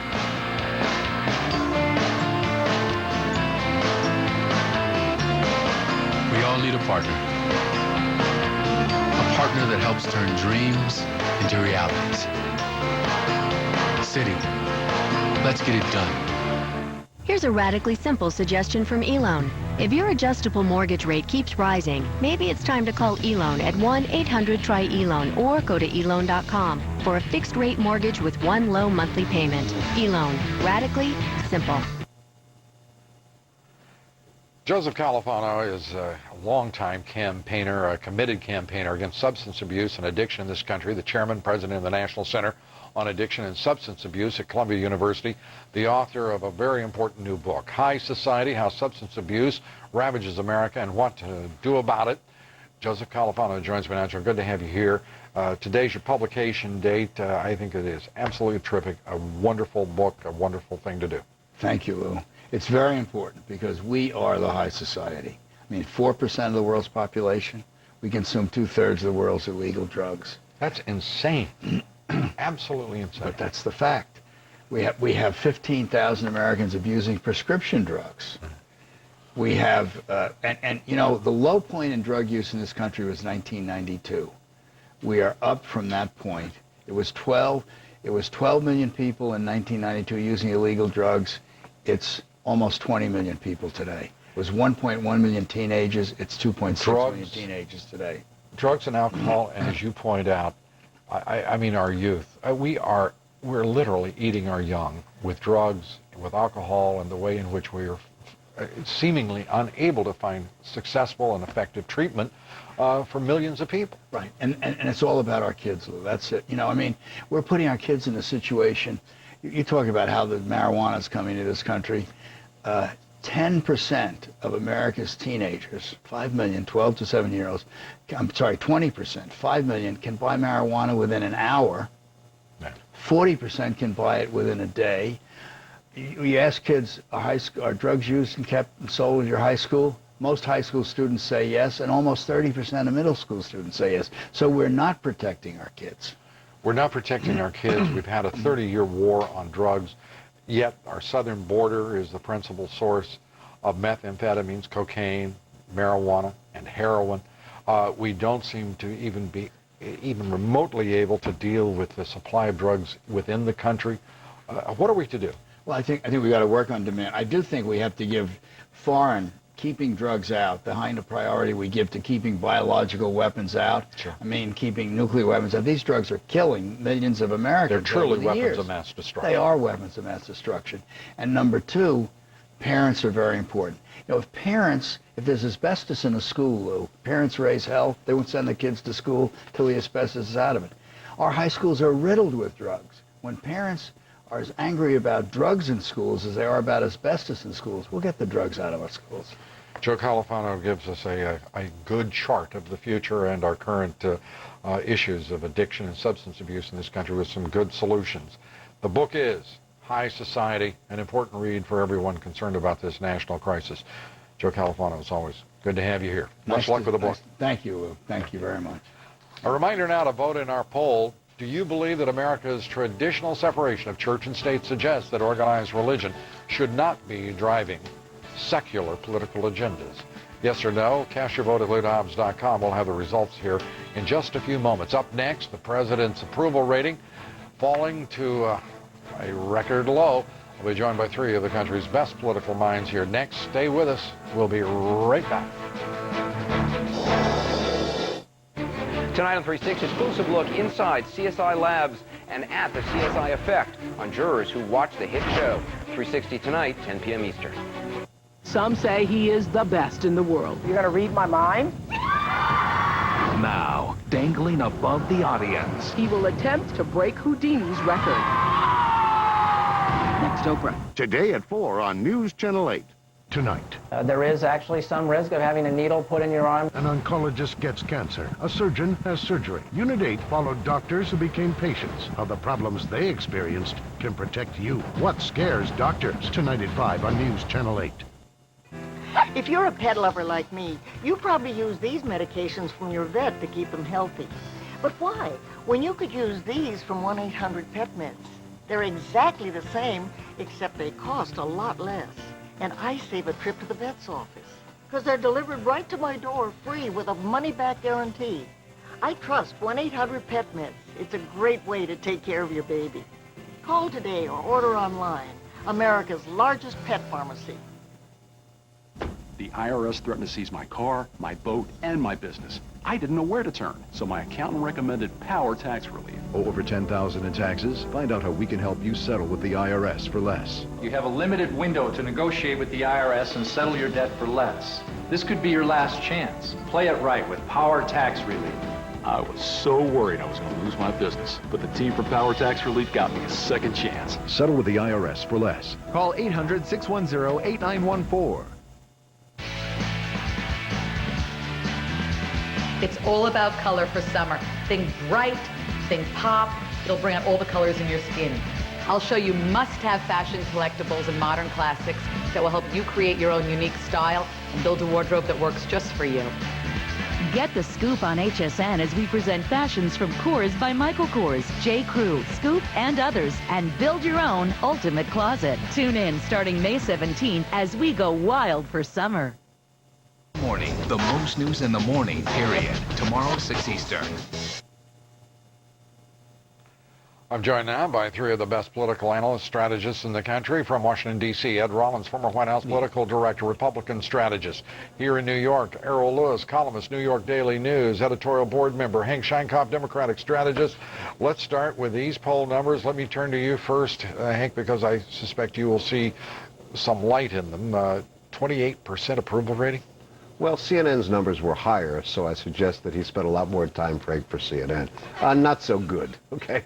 I wouldn't buy a house if I were them. I wouldn't plan to stay in Washington. I think the Republican Congress is in real trouble if this continues. Real trouble. They're going to lose more seats. Only Jimmy Carter, Errol Lewis, has seen this kind of depth. That's in a right. poll. That's right. And you've got numbers that are very high on dissatisfaction, 71% dissatisfaction. That actually crosses both parties, but the party in power, I think, is going to take the biggest hit. What do you think, Ed? Well, these numbers are starting to cement, and the problem is it's not only just the war, which obviously got the president in trouble initially. It's now a question of competence, and I think people don't think Republicans, in particular this administration, are competent. Equally as important, we've got 18 months to go, and I don't see anything that's going to move his numbers back up. We're down to Carter numbers, obviously, that finished Carter off. We're almost down to Nixon numbers of Watergate, 3 or 4 more points, and obviously he was a president driven from office. This president has to gut it out, but I don't think his numbers are going to go back up. With the numbers not going back up, Iraq continues to go the way it has. There is no sign of progress. It is violent. Each of the generals involved acknowledging that. Is this the determinant here? Is there no hope for resurrecting these numbers without demonstrable success in Iraq? Iraq is a large part of it, but something Ed said a moment ago, we've talked about on this program, the notion of competence or lack thereof. The whole thing, as we've said on this program, we've talked about it, is out of control. An average American says, what is going on? It's no longer just the war, but it's everything else. It's the stench of corruption. It's a Congress that doesn't seem to be doing anything. The dissatisfaction on both parties is very indicative that the voters are ready for a revolt of some kind.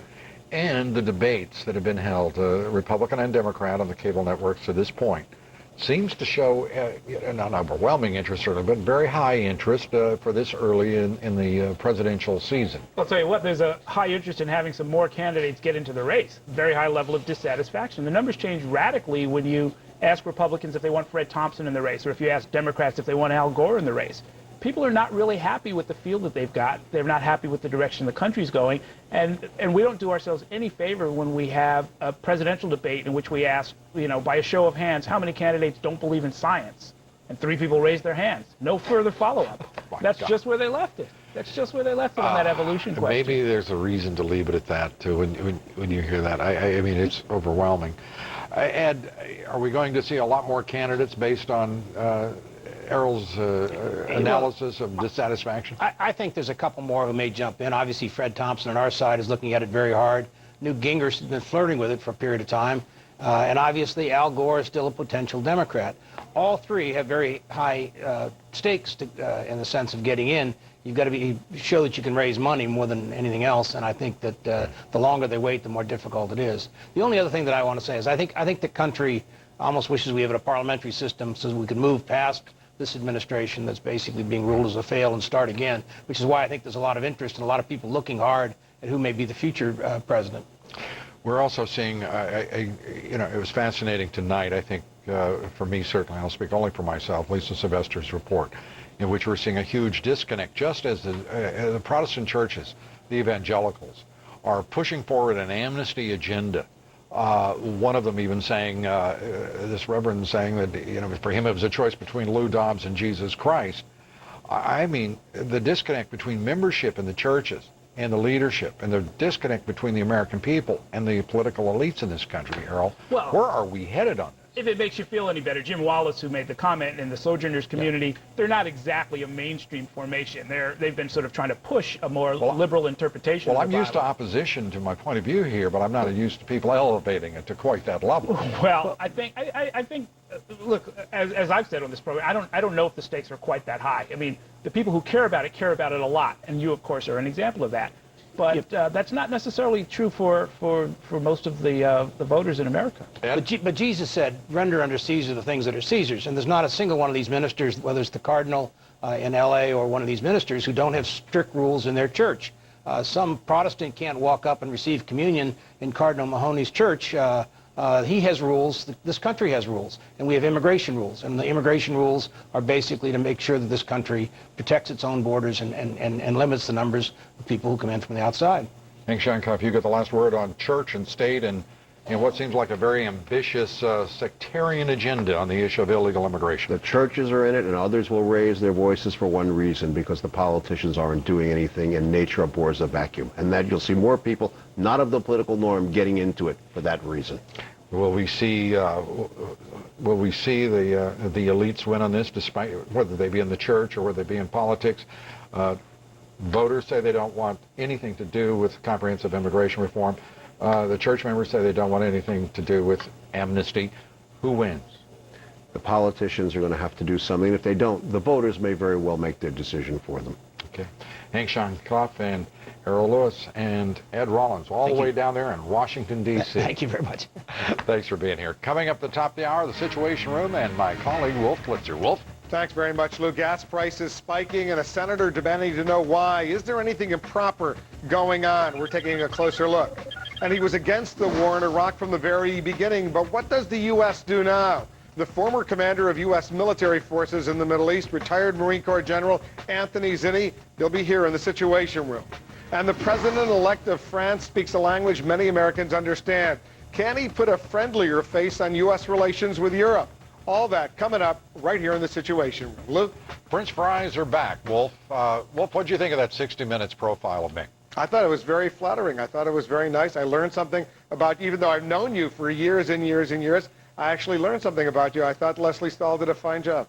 Terrific reporter, terrific journalist. Thank you very much, as are you, Wolf Blitzer. We'll look forward to the show. Coming up next, the results of our poll. Stay with us. We're coming right back. Dreams are powerful. Just because we're retiring doesn't mean our dreams have to. That's why Ameriprise Financial created the Dream Book. Before we talk about numbers, we want to know your dreams. Call 1-800-509-4799 now for your free Dream Book. Then let an Ameriprise Financial advisor work with you, one-to-one, face-to-face, to develop a financial plan to help get you there. Because the best book on retirement is the one you'll write. It fuels our lives and creates the products we depend on. It powers our workforce. It brings us home and gives us warmth. It lets us travel the earth and reach for the sky. Vital for life. Too precious to waste. Oil and natural gas. Together, let's use it wisely. Learn more at energytomorrow.org. For fast heartburn relief, Harry and Mike do things very differently. Mike chews just one Pepsi Complete. Harry chews a few Tums. And when heartburn returns, a few more. Mike's one Pepsi Complete starts to neutralize acid in seconds and keeps working all day. So while Harry may have to take Tums again, Mike and his heartburn are gone for the day. Pepsi Complete. Chew one and heartburn's done. We just got a new car. Good time to look at new car insurance, and we went with Progressive, saving like $400 a year. But what really impressed me was they actually gave me the rates the other big companies. Was not expecting that. I mean, that kind of honesty is... Oh, did you have anything to do with this?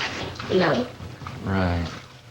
Get our rates plus competitors at Progressive.com. Honest. Progressive. Saving hundreds is just the beginning. Closed captioning hours provided by Skechers, footwear for men. So I figured, listen, I wear the shoes, I like them, I'll buy their stock. That's how I invest. Oh, it's all publicly traded. It's on the New York Stock Exchange, genius. So you're going to retire off of shrewd investments in footwear. 1970.